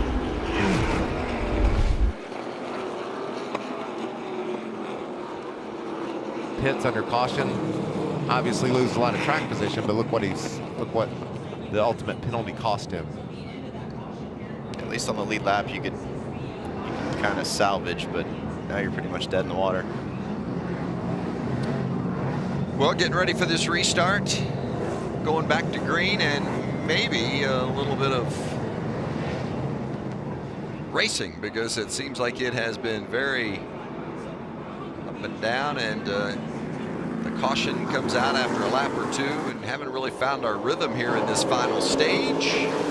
And Hocevar with another good jump in front of Chandler Smith. I don't know how he's doing it from the outside. I don't either, because look at Brett Moffitt. He was right on his tailgate. Now Brett stuck up top in that 37 truck, racing beside.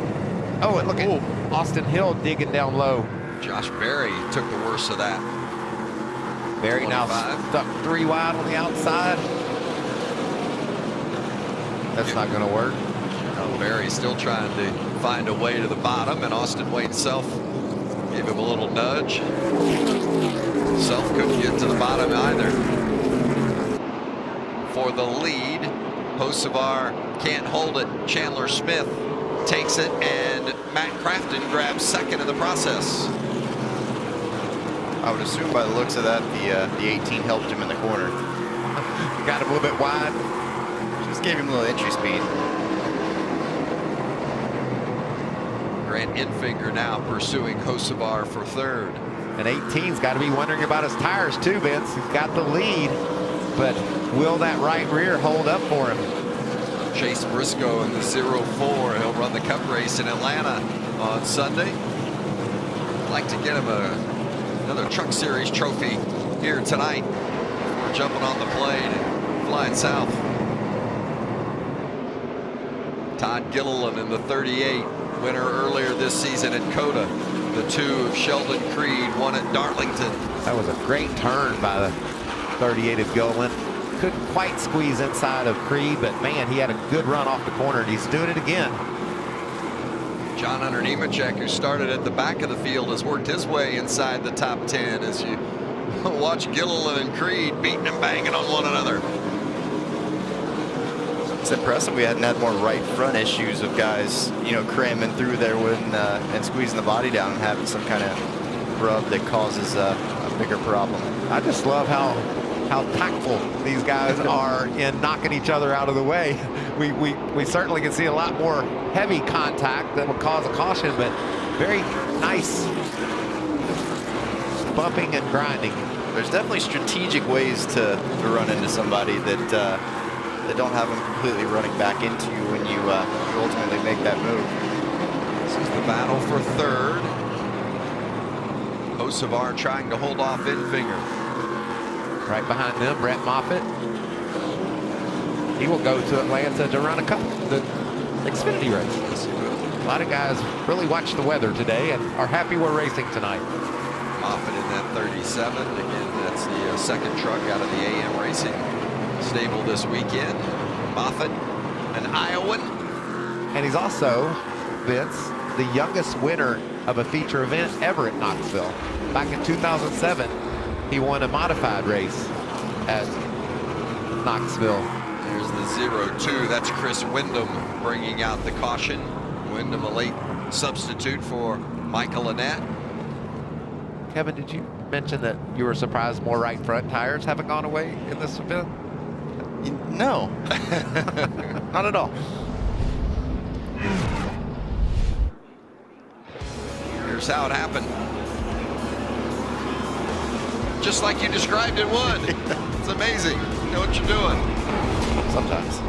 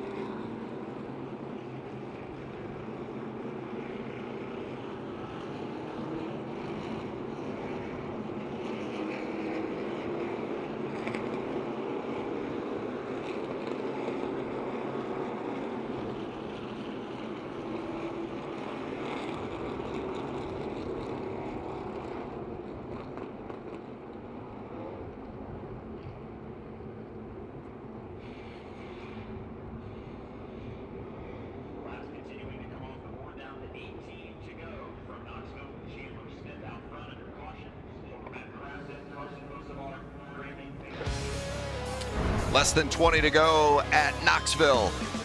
Our Camping World Truck Series. Check in with Jamie Little before going green. Jamie? Listening to Chandler Smith, the leader. Remember, he's on those old tires. He said, I just can't get going on these restarts. I just have so much wheel spin. And his crew chief told him, Danny Stockman said, you got to get on it. You got to go faster. You're a little slow to the box. After that, though, they feel like they're the fastest truck out there. Right behind him, Matt Crafton in that number 88. Remember at the start of the show, we talked about him saying that patience and staying ahead of the racetrack were going to be the two keys. He's been able to do that. Now it is go time. The team telling him that you're better than Chandler Smith is in that number 18. On this restart, you have the ability to get him. Right behind Matt in the number 42 is Carson Hocevar. He's frustrated right now. He said, you can't take the truck out at all, but he said he needs to in order to get any drive off of it. So he's very frustrated with the truck that he has in these closing laps.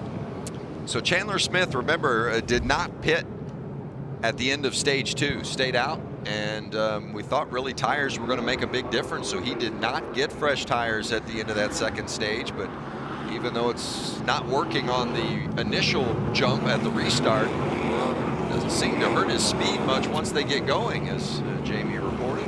Yeah, but I think Matt's been a really fast truck lately. You know, Carson seems to be struggling a bit. Crafton, if he can get a start like Hocevar got, I don't know that Chandler Smith's going to just drive back around Crafton. I would agree. Grant Enfinger will start behind Crafton, so a couple of ThorSport teammates there in the 2 and 4 positions. A lap is being added. Go ahead, Kevin. I think I agree with Danny, though, about he just needs to roll into the start faster. I think that's about the only way he's going to minimize the wheel spin here to launch better. And you know, even before they said that, that's what I was thinking, is the only thing he can do is just roll quicker. Well, he's the control truck, so he can pull them in there a little bit faster than normal and get away with that. Obviously, NASCAR doesn't like you playing a lot of games in the restart box, but he can speed up some, and that's the direction he got. You were saying during break that's what you thought he should do. Kevin Swindell and Michael Waltrip. I'm Vince Welch. Jamie Little and Jamie Howe down on pit road. 15 laps remaining here in the first ever NASCAR race at Knoxville Raceway here in Iowa. You look at our playoff cut line there at the bottom left-hand portion of the screen, and at 58 points, it's pretty sizable. And Stuart freezing a little bit nervous now on that bubble.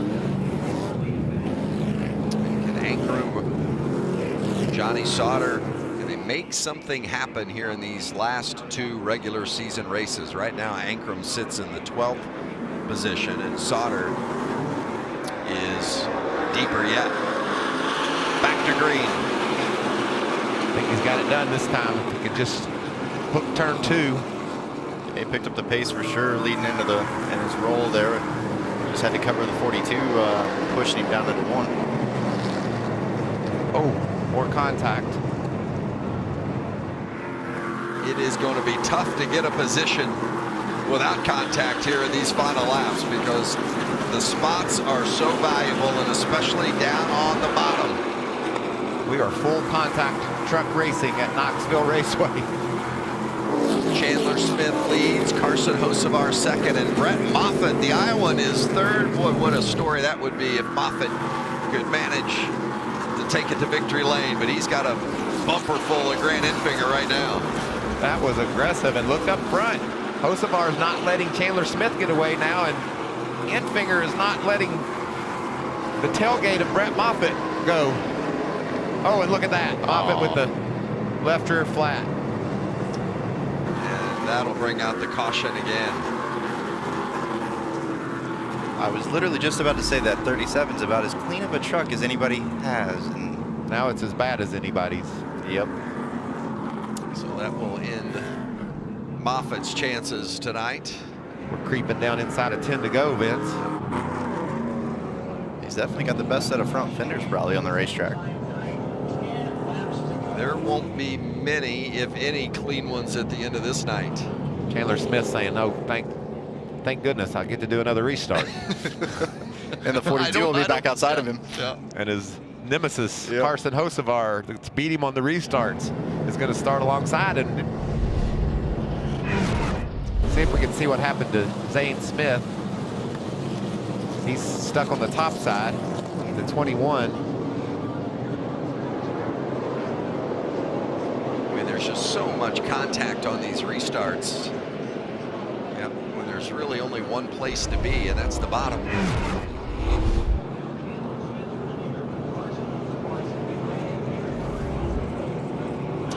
Check in with Jamie Howe. And Phil Gould's the crew chief for Carson Hocevar. I heard you say he's the only one that's able to hang high at all there. What are you seeing in these last few laps that you think can get you guys a victory tonight? Well, we just been too tight this whole last run. We were trying to conserve the right rear, and it's starting to come around for him, but just be nice to get some green flag racing. So we... You know, and I saw that too, Kevin. He really was hounding Chandler Smith where Chandler had been driving away. So It almost seems like the tires kind of equalize after like a lap or so, but Chandler's just got to get through that first lap. You know, then it's kind of almost like they're back on equal playing ground, but he definitely was all over him, pushing him down into 1 and then through 1 and 2 there. And what about Enfinger? He's going to line up 3rd. He just put the power move on Brett Moffitt. Yeah, he's obviously not afraid to get aggressive here, so. Austin Hill has been so good on the bottom as well. They're running around up there in that tacky dirt, trying to maybe cool the tires. What did they do that for, Kevin, when they go up high like that? Yeah, normally you can try a little bit. You can either run the bottom of the straightaways or obviously up there, you know, the top of the corners. And it's always kind of been we're not sure if it really works, but obviously where you run on the racetrack has got to be warmer than whatever that is. And if you can almost find a little bit of a puddle of some sort, I think that's when you're really going to gain anything. When I ran dirt last, if I saw someone else doing it, I thought, well, I better do that. That might be something to it. I think that's what happens a lot of the time is you just monkey see, monkey do. Here's the 98 of Enfinger. Yeah, moving the 37 of Moffitt, and that's where that tire got cut down. Look at that front bumper of Enfinger. He's been using it all night. Not the first time he's used it. Watch right there. No more left rear. Squishy. Brett's like, he fought so hard all night long to get in a position to win this race. You mentioned it, Vince, Iowa native and a winner at this track before, but not tonight.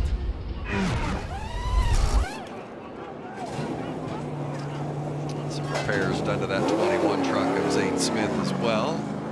That's a tender bison. Most of those guys out there are tough bisons tonight. Not the way. How do you want your bison, Mike? Do you want that? You want your bison tender? I want it tough tonight. I need a tough bison. You could see there. 1 to go. This is going to be fun. Oh, it's down to the nitty gritty now. It is going to be a tough spot to get. Every spot's going to be earned at this point. What do you think Danny Schatz is thinking, Kevin, with all this bumping and gouging? Hadn't seen. He hadn't seen this much contact probably in his whole career. That's what I was thinking. I know he's seen a lot of action, but it's funny. He's a guy who honestly, he flipped like a couple weeks ago, and it's one of those things you don't see him crash very often ever. And you know, he's not one to really tear anything up. And yeah, this is probably the most he's been run into or ran into anyone else, you know, in the last 20 years of his career, I'd say. It's been fun to see Donnie in the show. And then I've enjoyed it. They're adding a lap because there's a mess back there trying to sort out who's starting where, and I don't know how they fix this. Guys are just trying to take it on over who's in what position. Help. This got to help the 18, doesn't it, Jamie Little? A little bit. It's interesting. I've been listening to their radio and the back and forth between Chandler and his crew chief, Danny Stockman. Danny said, do not spin the tires. You don't have enough tire. Do not spin the tires. And the intensity, Vince, you hear it and you realize they've never won a race together. Chandler Smith is a rookie this year. He has never gone to victory lane. They feel it. They know it's in their sights. They know the truck is good enough. They just have to nail this restart. Yeah, better to run them under caution than under green. Nobody's banging into you or moving you out of the way under caution. Well, can we stay green to the finish? We're about to find out. I'm going to guess not. Camping World, 5 to go at Knoxville. Oh, and Chandler Smith gets a good jump this time.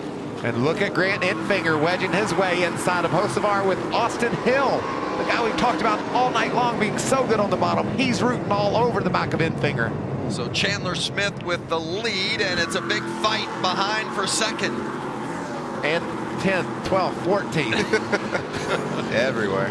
And look at Austin Hill. He's trying to squeeze inside of Enfinger. Austin Hill's going to get second. Enfinger back to third, and a big pile up. And it looks like NASCAR overtime. Pretty much saw that one coming. Chet Nolan, the 45. Haley Deegan involved in that as well. heavy damage to that one truck. Austin Hill with an awesome job getting to second. And the bad news about that is you're in second, Austin. Well, and there's no choice about starting on the inside because no choose zone here. So Austin Hill will have to go to the outside, and Chandler Smith's going to have to endure another one of these restarts. Couldn't you hear that conversation between he and Stockman? You don't have any rear tires. You've got to be careful. And Chandler Smith's like, well, you're the reason why I don't have any rear tires. Don't be yelling at me. I mean, there's just not enough room. No, there isn't. John Hunter goes around, and then Haley just nowhere to go. Johnny Sauter. Sauter, yeah. Parker Price Miller barely getting through.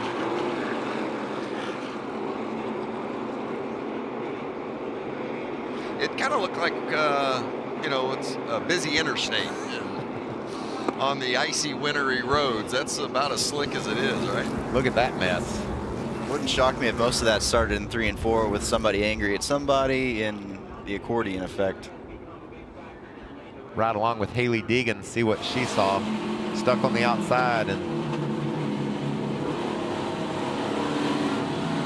John Hunter, flat tire, gets into Creed.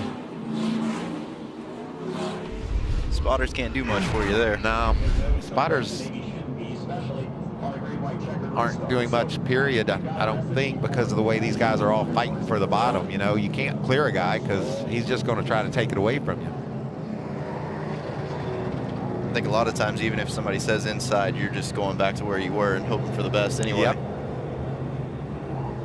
It's probably the most the left side mirrors have been used this year. It's so hard to see, though. You know, that on a dirt track with the mirrors getting dirt on them and the dust and all that's going on.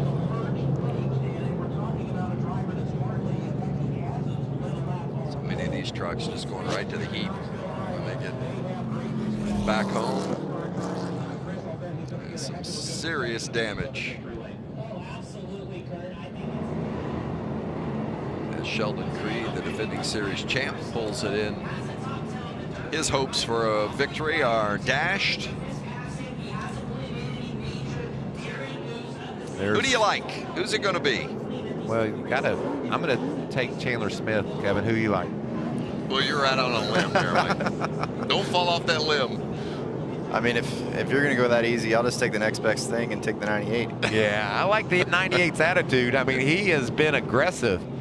It's been such a trying year for Grant Enfinger. Wasn't sure his schedule when the season started, missed a race, but it's been so solid in every race that he's run this year. Getting a win would make that all so much easier to deal with. Restarts have not been Austin Hill's friend through much of this season, but boy, this would be a great time for him to get a good one. In that 16 truck, he'll restart from the outside of the 18, and we've noted multiple times tonight how good Austin Hill has been on the bottom. If he could get a good jump on this restart and take the lead from Chandler Smith, wow, I think you're going to have a hard time getting around Austin Hill. You know who else is pulling for Grant Enfinger, Kevin? Tim Duggar. He's on the back tailgate of the 98 truck. So Duggar's right there with you.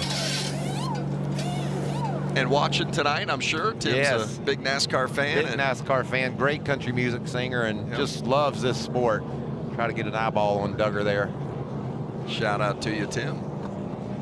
Well, it is NASCAR overtime, and if you're not familiar with the rules of overtime, yes, it is a 2-lap shootout. They'll take the green, and if you come back around and get the white, well, the next flag will end the race, whether that's the checkers or the caution. If the leader does not take the white flag before the caution comes out, well, we'll re-rack it and do it again.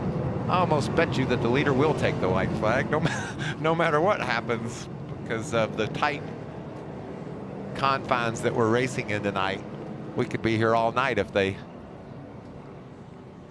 I'm just glad we were able to get it in. I mean, the weather forecast at the beginning of the day today was terrible, and we did have heavy rain move through, but it has been a beautiful evening, and Mother Nature has cooperated with us, and we are so thankful.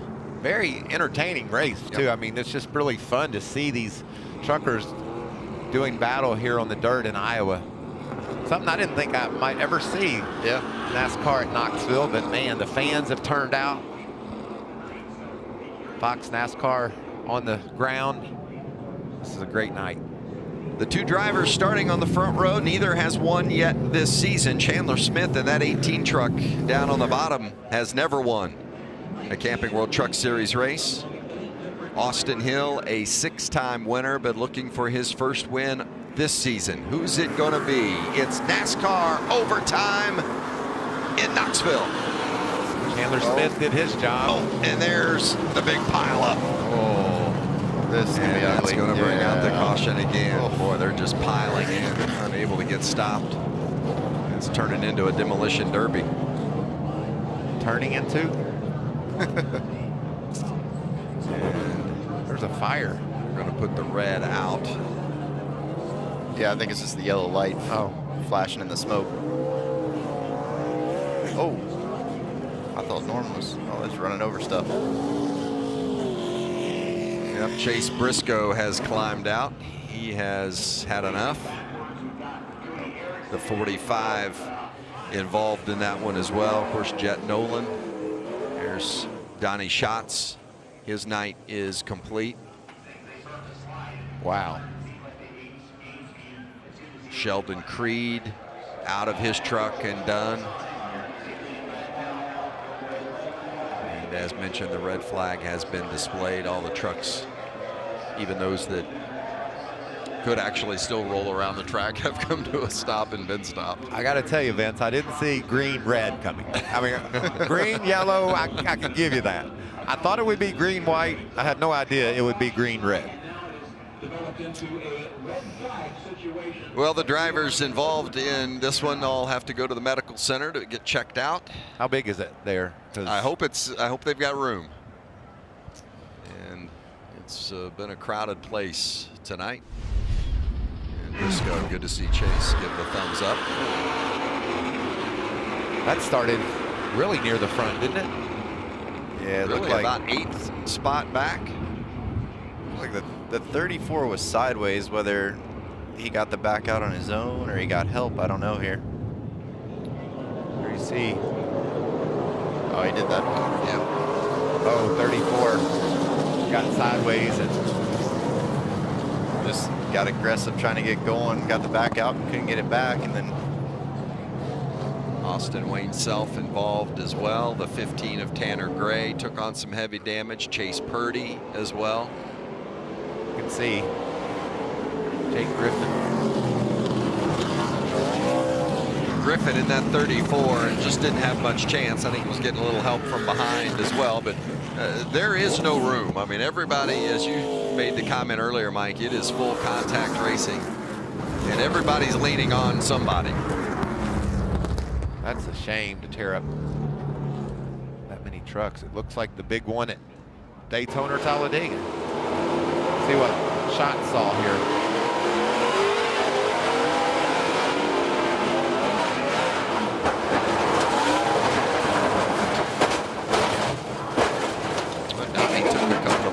There. They're still running into him. I think even if he was trying to give the 34 the benefit of the doubt and let him tether it back up, he was probably getting shoved from behind as well. So Josh Berry and the Rackley Roofing War Machine. They've already put the 44 of Alexander on the truck.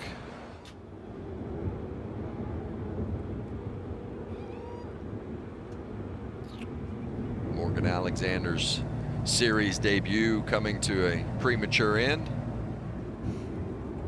Still got trucks to pull off. You can see there. Clean up and tow.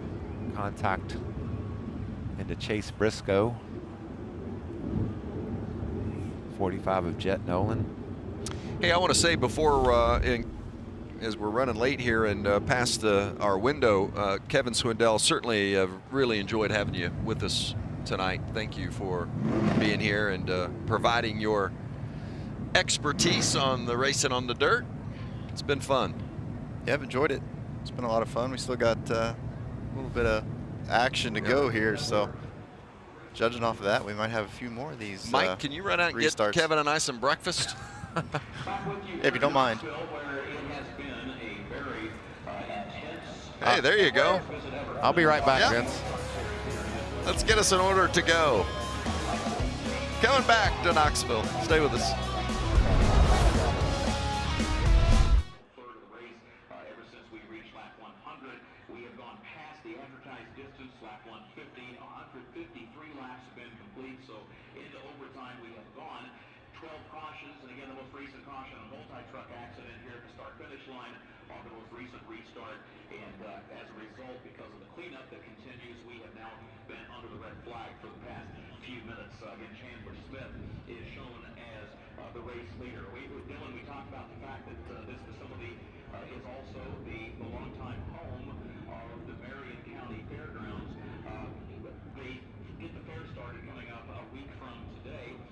Dare I say it, there's a truck pull on the schedule, there's racing on the schedule, there's pro wrestling on the schedule, no demolition derby on the schedule for the Marion County Fair, but regrettably for a lot of the drivers here tonight, we had kind of that effect here with this most recent caution. Yeah, I think we might have taken care of that ourselves here. So lots of torn up equipment and unhappy people down there for sure. But best news is that everybody, it appears, has gotten out of those trucks and is okay. Those are some hard hits down there.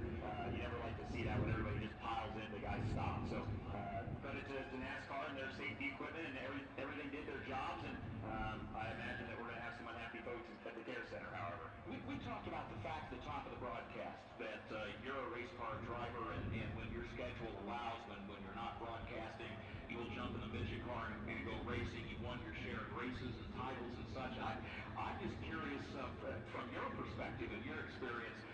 We live in the day and age, it seems, of electronic communication.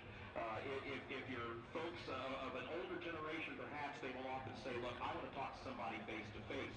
Maybe the younger generation, not as much. So I'm just curious, if you have hurt feelings, if you're upset with one of your fellow drivers, does it still generally come down to a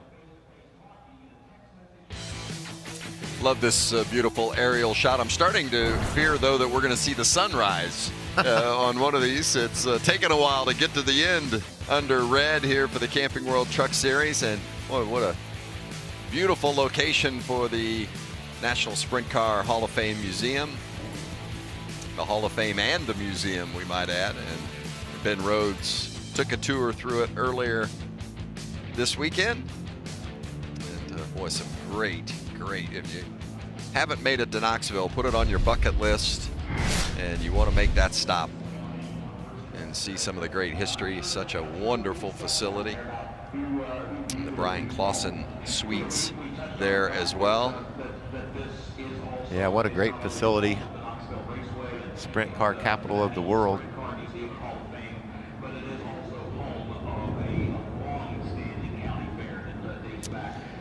Jamie Little is with Sheldon Creed.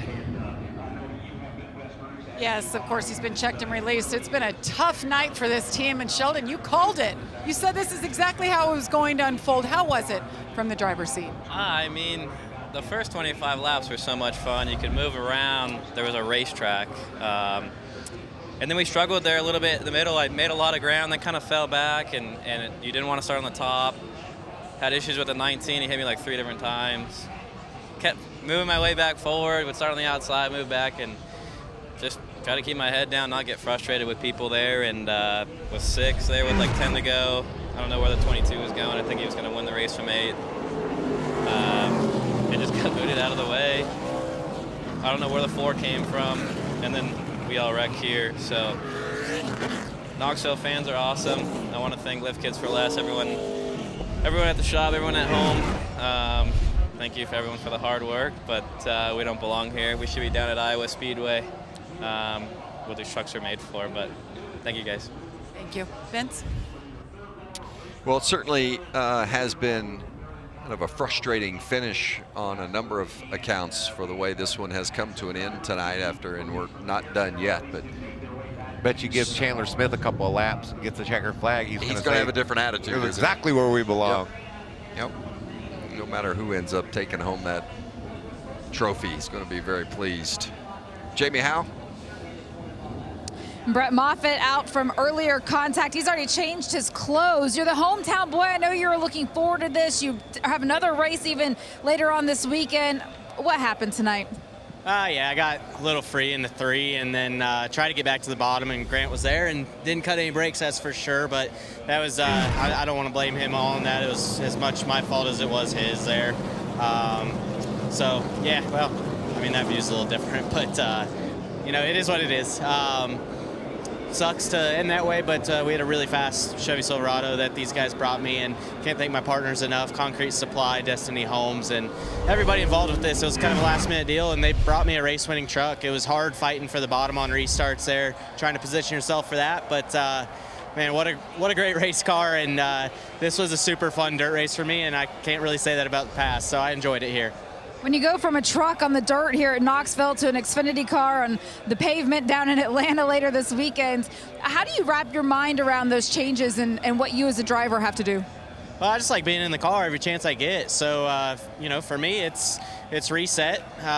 You know, head down to Atlanta in the morning and go and attack that race. I know we got some helpers coming with us from tonight, so I'm glad we got the truck race in to bring some more personnel to help out on the Xfinity car tomorrow, and hopefully we have a really fast Chevy Camaro there and can have another shot at a good run.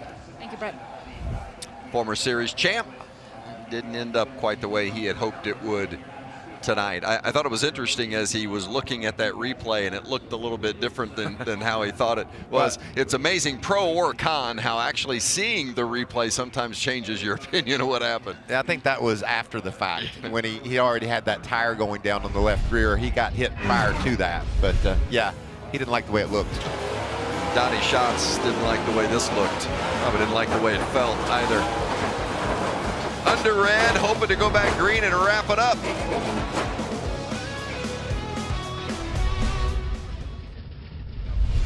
from our vantage point, when practically 10 or 12 trucks piled up heading across start finish on that most recent restart. Right now, the cleanup continues. Progress has been made. Still one truck flushed up against the outside wall, the Sheldon Creek truck. In fact, the tow truck is just now hooked to the front of that machine and is being drug away. One more truck, which was had come to a rest right alongside it, up along the outside lane of the racetrack, high in turn 1, and then also the Chase Purdy truck, which is up in the high lane, over in the middle, headed down toward the middle of turns 1 and 2. So we remain under the red flag at this point. Again, 12 cautions this evening so far. We are into overtime, but the field has come to a rest off the end of the backstretch, headed over to turn number 3.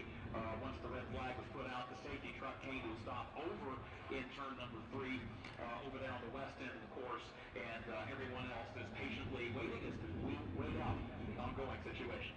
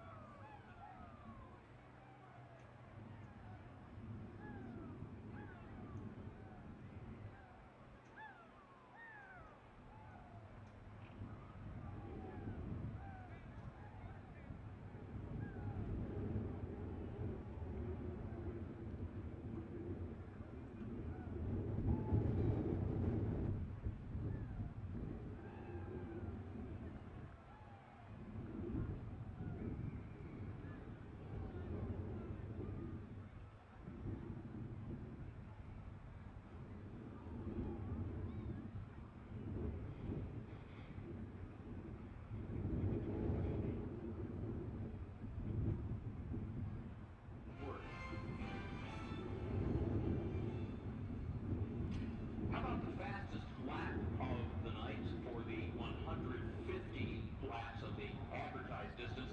The fastest lap, Chandler Smith, a speed of 79.618 miles per hour. Brought to you by Blue Green Vacations. Start your vacation journey today at bluegreenvacations.com. From Knoxville Raceway, this is the Motor Racing Network, the voice of NASCAR.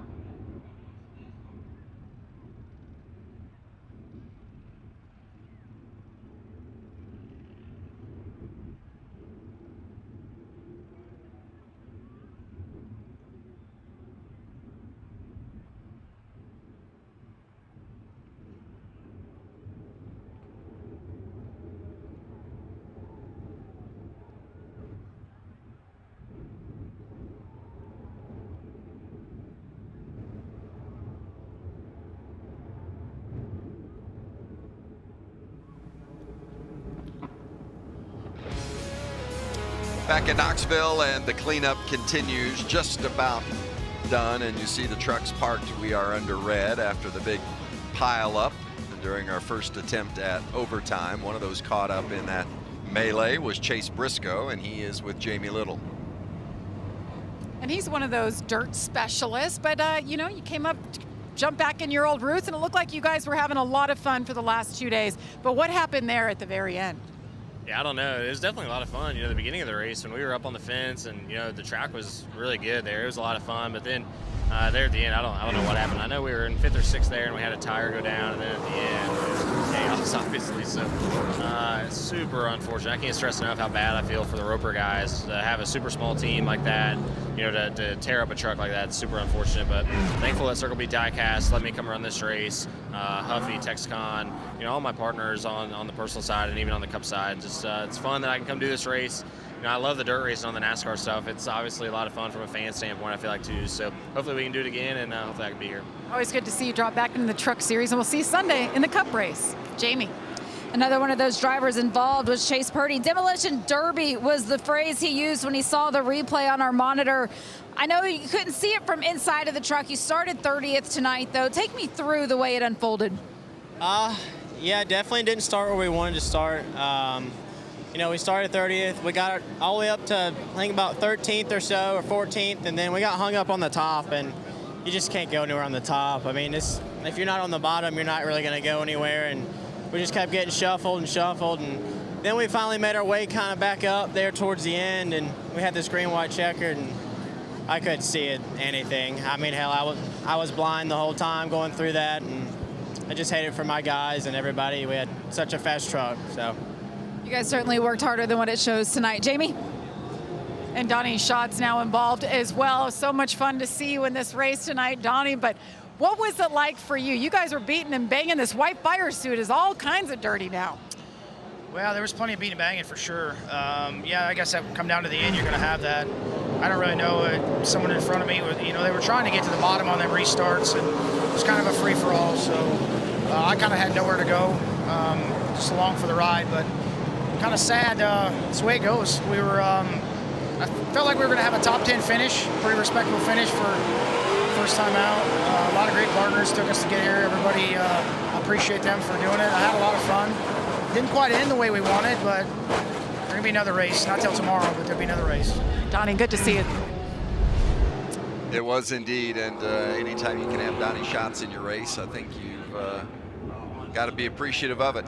And certainly, as Jamie noted, didn't end the way he wanted, but good to have Schatz in the Camping World Truck Series event tonight. We've gone from red to yellow. That's an encouraging sign, and we're going to give this NASCAR overtime another shot here in a moment.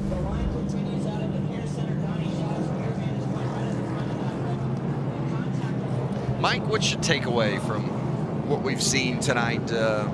I just thought the racing was very entertaining, a lot of good rooting and gouging, and I think we would take away saying this was a really fun, entertaining event until that last pile up, and then you got to say, well, you know, it's a little bit unfortunate that we had that big crash, but shoot, Kevin, you can tell that, you know, everybody's using those fenders because they need a spot, they want to get a position, and I've just really enjoyed watching the trucks race here at Knoxville. I hate that big pileup happened. Yeah, it's unfortunate. You know, I think obviously, you know, like a lot of them said, the beginning was a lot of fun, and you know, I think if you know, they could do this over again, they'd obviously work on the racetrack and bring back something different. But it's kind of a double-edged sword with trying to you know, give them something that's going to last 150 laps, which is, you know, really tough with this amount of trucks on the racetrack. But you know, also give them something that doesn't you know, clog the radiators, clog the windshields, and things like that. So I'm sure they learned. I mean, we saw the improvement from practice night to tonight that was, you know, made it a lot better, and you know, I think they'll take those notes, and you know, if we can do this again next year, they'll make another step forward. And you know what, I said I hate to see the big pile up. I just hate to see all those trucks torn up. But we still got a race to win here, yes, Vince. We do. Chandler Smith's never done that before. He's in a great position, and we know how fast Austin Hill's been. And then there's Enfinger, who's been a real fun guy to watch. He's been so fast. So who's going to pull off the checkered? And Stuart Friesen was about 35th about 5 minutes ago, I think. He's all the way up inside the top 10. So some great stories. And I'm really looking forward to seeing who's going to get the checkered flag and get that beautiful trophy. Yeah, only one of the top 10 drivers has won a race this season. In fact, if you really want to go deep, you could go down to the top 15. One of the top 15 has won a race this season, and that's Todd Gilliland. So for the 6th time, Chandler Smith will restart trying to hold off the rest of the field and from that top spot. He's done it 3 times, held him off. He got past 3 times, so what will this one bring? He's won half of them. This is huge. So to win a truck race at Knoxville and NASCAR and solidify your spot in the playoffs, I mean, just such a prestigious event. Chandler Smith and that 18 truck.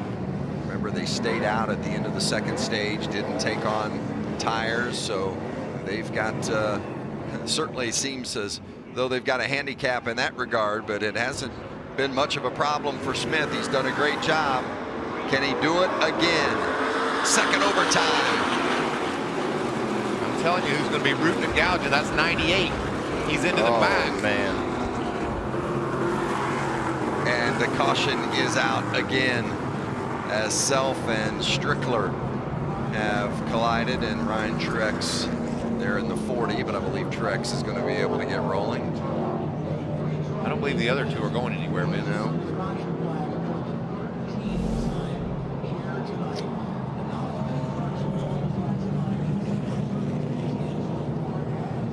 We'll have a 3rd try at it as Austin Wayne Self. Boy, it's been a tough night for that team with he and Moffitt both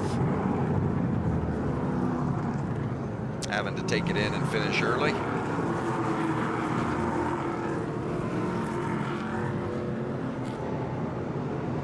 That was going to be pretty interesting off of 2 for the lead there, because everybody was out of shape, and I think Gilliland from 5th was going to be leading there.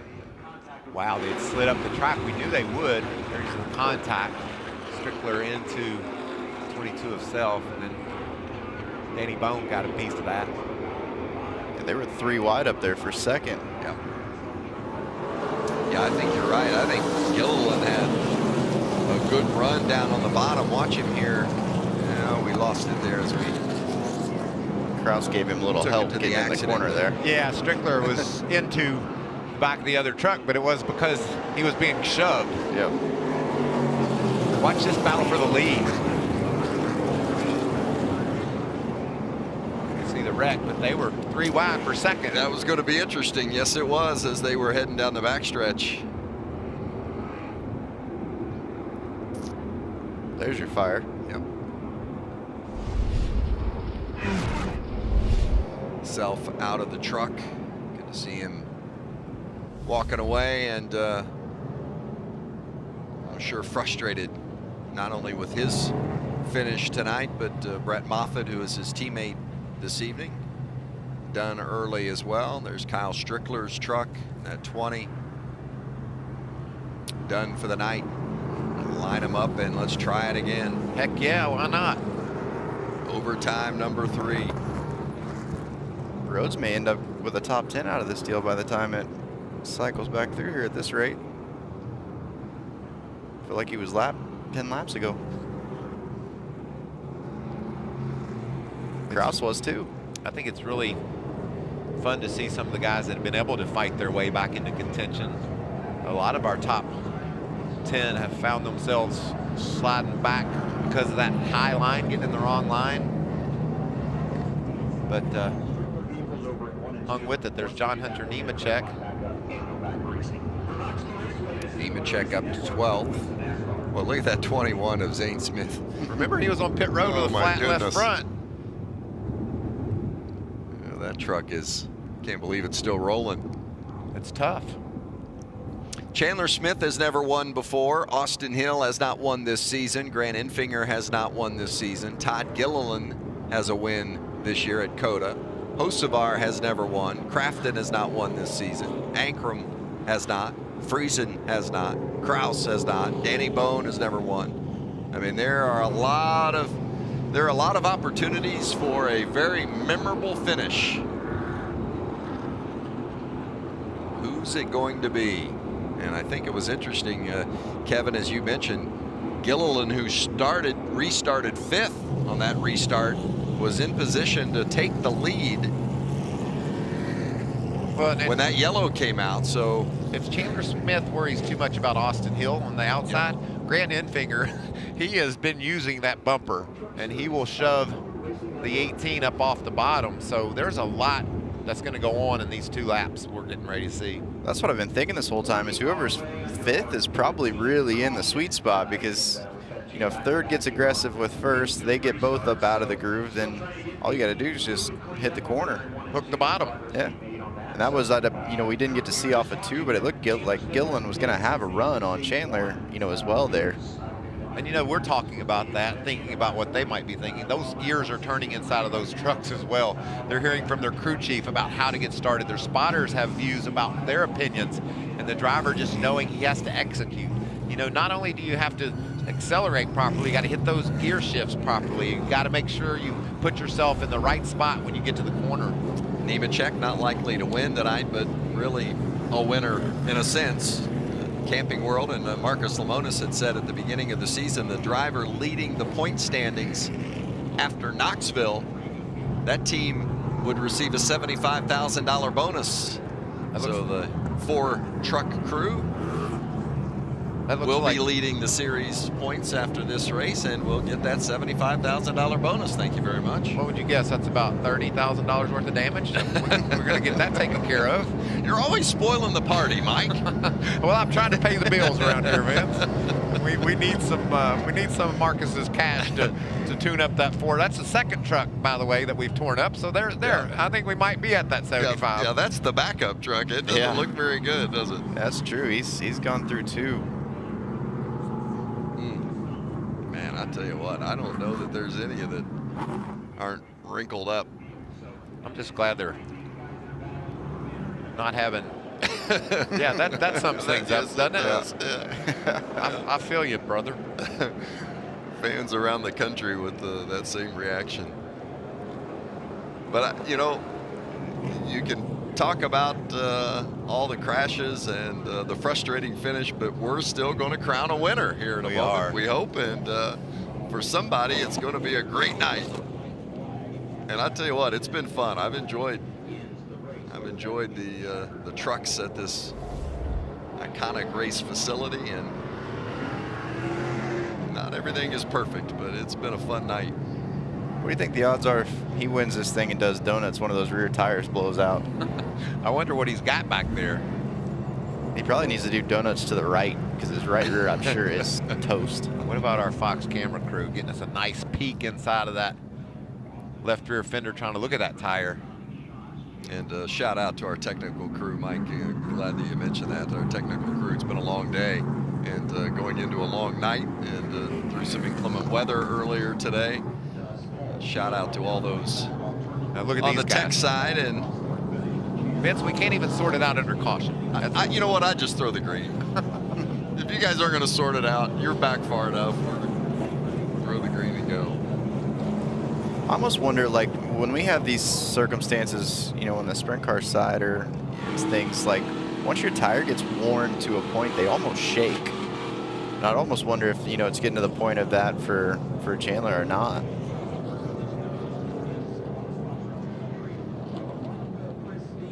Well, they need to let them know we're not going to do the 4 wide again. We did that at the beginning of the night, and I think at this point they need to get in line and get this thing going.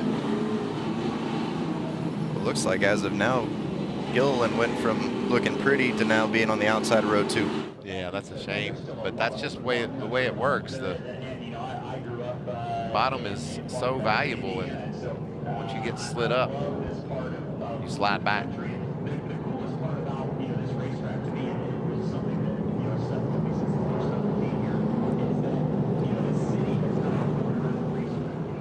I've always wondered, you know, obviously this is different circumstances for NASCAR and something they don't normally see, but when, you know, we do double file restarts and we get to a track condition like this, a lot of the times you just go to single file because of the disadvantage on one lane or the other. We saw that at Bristol, and we also saw it at COTA, didn't we? I think maybe in the rain. In the rain. So if the conditions present themselves, that's a good call, Kevin, that we could do that. Yeah, I'm surprised they wouldn't have thought about it tonight. Because the outside has definitely been a disadvantage. There's no question about it.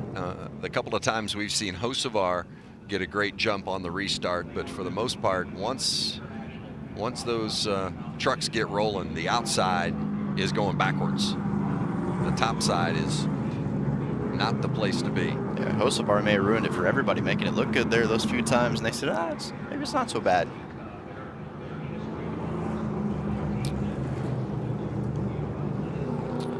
Grant Infinger currently sitting third. What are their chances, you believe, Jamie Howe? Well, they did say over the radio that one of the good things about that last restart is that they feel like everybody really showed their hand. They know what they have. And one thing that they have overheard and that they've observed is that the number 18 in front of him of Chandler Smith is going to have to hug that bottom line. He thinks that they could have a chance if he can work his way up to the middle a little bit. There might be a chance he could pass him. Yeah, especially if he hits him. Yeah. That increases your chances dramatically. And at this stage, you know that's coming. Yes, I mean, whether it was Infinger or Hocevar or Gilliland or Crafton, whomever it is, if you got a chance to move somebody for the win at this stage, you're going to do it. It doesn't take much. You just got to get that right rear up out of that rubber just a little bit to where they hang, and then you can position yourself up on the door and just keep shoving from there. One to go. We're going to know in a bit who's able to hang on. Win this prestigious dirt race.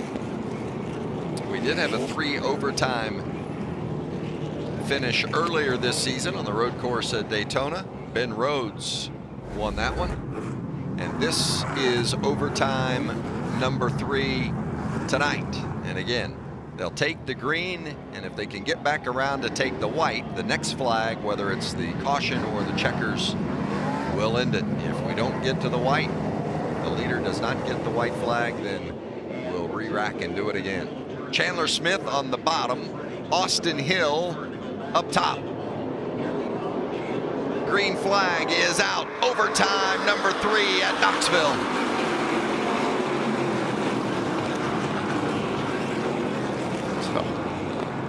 And around again, another pile up. Sauter in the 13 and the 52. Of Friesen.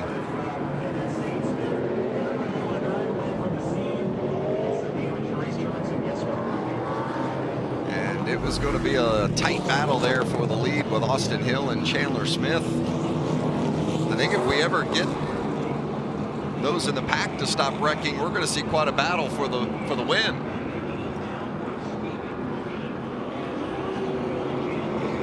See the 30 truck of Danny Bone.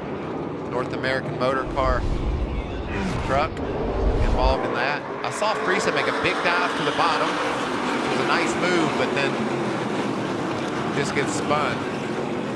Tyler Ankrum got into Friesen. Lane Smith, more damage to the left front.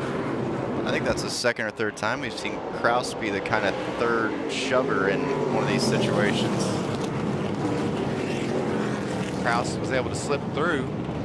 Unfortunately, from Haley Deegan's view,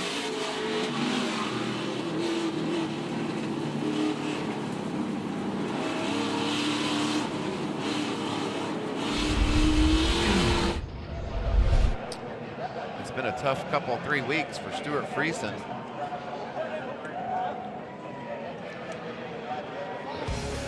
well, we'll try it again. Overtime number 4 coming up.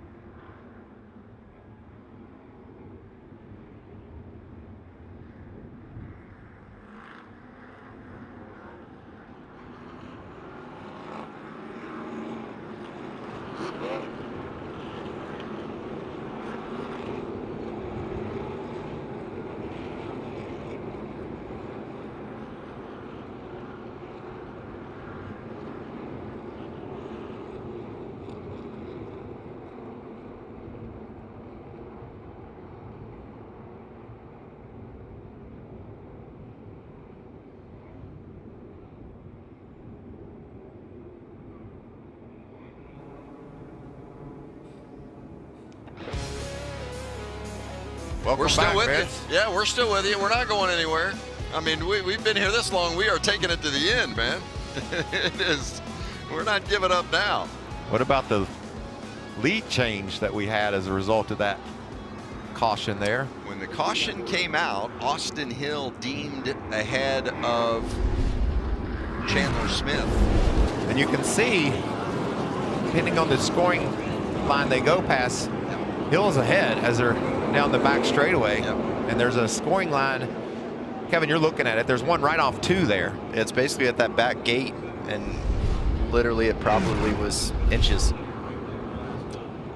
So Chandler Smith, who has led 68 laps tonight and has been able to fight off the field through more than a half dozen restarts. Now, as we get ready for overtime number 4, he's going to find himself on the outside, the unenviable position of being on the outside. I know there's a couple of bartenders across the street at Dinga's that are saying, when's everybody coming over? What's going on? Are they still racing?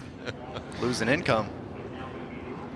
And that crowd right there will be there shortly, if you're watching. They're on the way. We've got a track map of the scoring loops, and it was pretty clear as we look at it, Kevin, that it looked like Austin Hill was ahead when they crossed that line. Yep, it's probably actually before the gate, so had they gotten to that middle of the back straightaway timing line, then probably the 18 is the leader.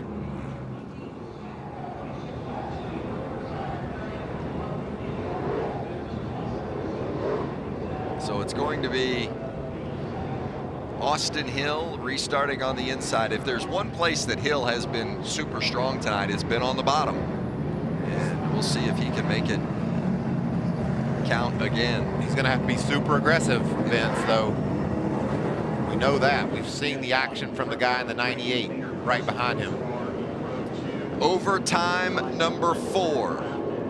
Infinger and Hocevar in row 2.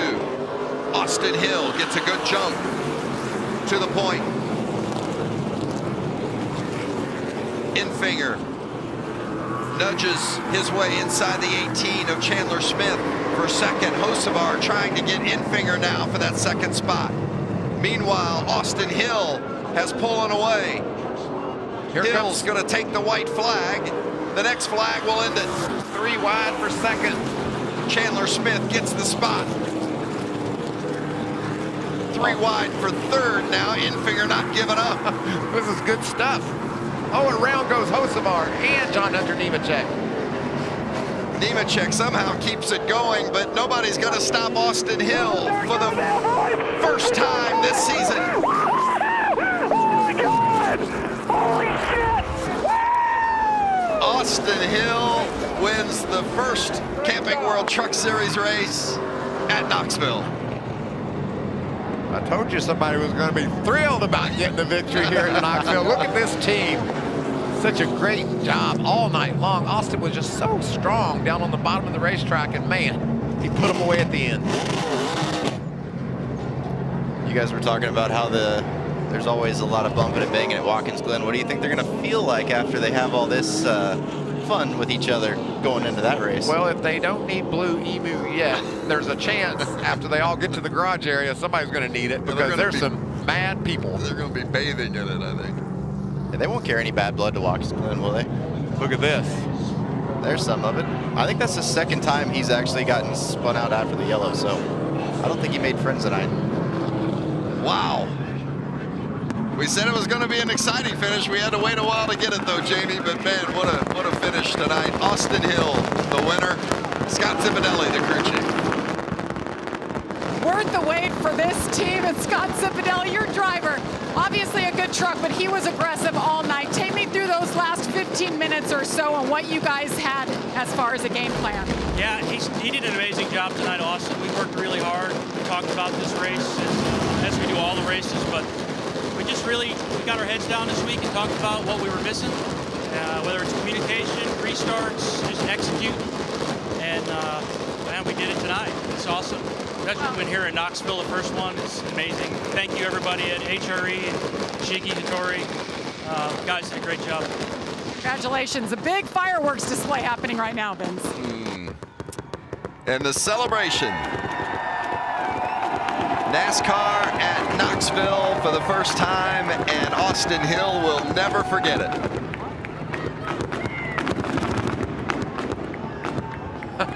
That young man giving him that checker flag. Oh, isn't that sweet?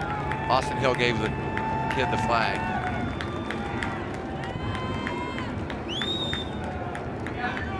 Looks like a guy who didn't expect to pull that off coming into tonight. His best finish on dirt was 9th earlier this season at Bristol. And I think they would be the first to tell you that dirt was not really their area of expertise. But they, as Scott Zipadelli said, just kept their head down and kept working, and they got it done tonight. 7th career win for Austin Hill. Not everybody's happy. Let's go to Jamie Howell. You can feel the frustration coming off of Chandler Smith. They made that strategy call. Remember, they did not take tires, and despite that, you were able to lead so many laps of this race. How did you do that? Yeah, overall, I just got to thank Danny and everybody on this number 18 JBL Toyota Tundra team. They worked their tails off on this thing. We got it right in practice. Kind of fell back. I couldn't run the top. We made it work on the bottom. So we needed some track position, led all those laps, and I don't think the call was right, to be honest with you, that they made. But it is what it is, I guess. I guess it's part of it. Well, and the call he's talking about is this right here. Was the 16 ahead of the 18 when they went across the scoring loop? Well, it's electronic scoring and timing, so you can't argue it. No, and it goes back to the last passed loop, and NASCAR made the call. Yeah, the loop as well before the wall gets straight, and I think prior to getting to that gate back there and even getting to the straight part of the wall, he was definitely ahead of it. Boy, what a night for Austin Hill. And well, Mike, I think it was early in the race, really, you made the comment that Hill is really good running the bottom. And when even at that point in the race, when others were going to the top and making some ground up, Austin Hill stayed true to the bottom, and that's where he made his hay tonight, and he did it at the end as well to get the win. Yeah, that was an impressive run, and what a good handling truck. And you saw, Kevin, when he got the lead on that last lap, he was gone. It was over. Yeah, absolutely. And, it looked like he had one of the the cleaner trucks overall too, and obviously took care of it all night, put himself in good position, and paid off at the end. The 27-year-old from Winston, Georgia, celebrating in victory lane, the first NASCAR driver to do it at Knoxville, Jamie. He has been waiting all year, big hugs all around, waiting for this first win, and it happens right here at Knoxville on dirt. Austin, how did you pull that one off? Man, I don't know.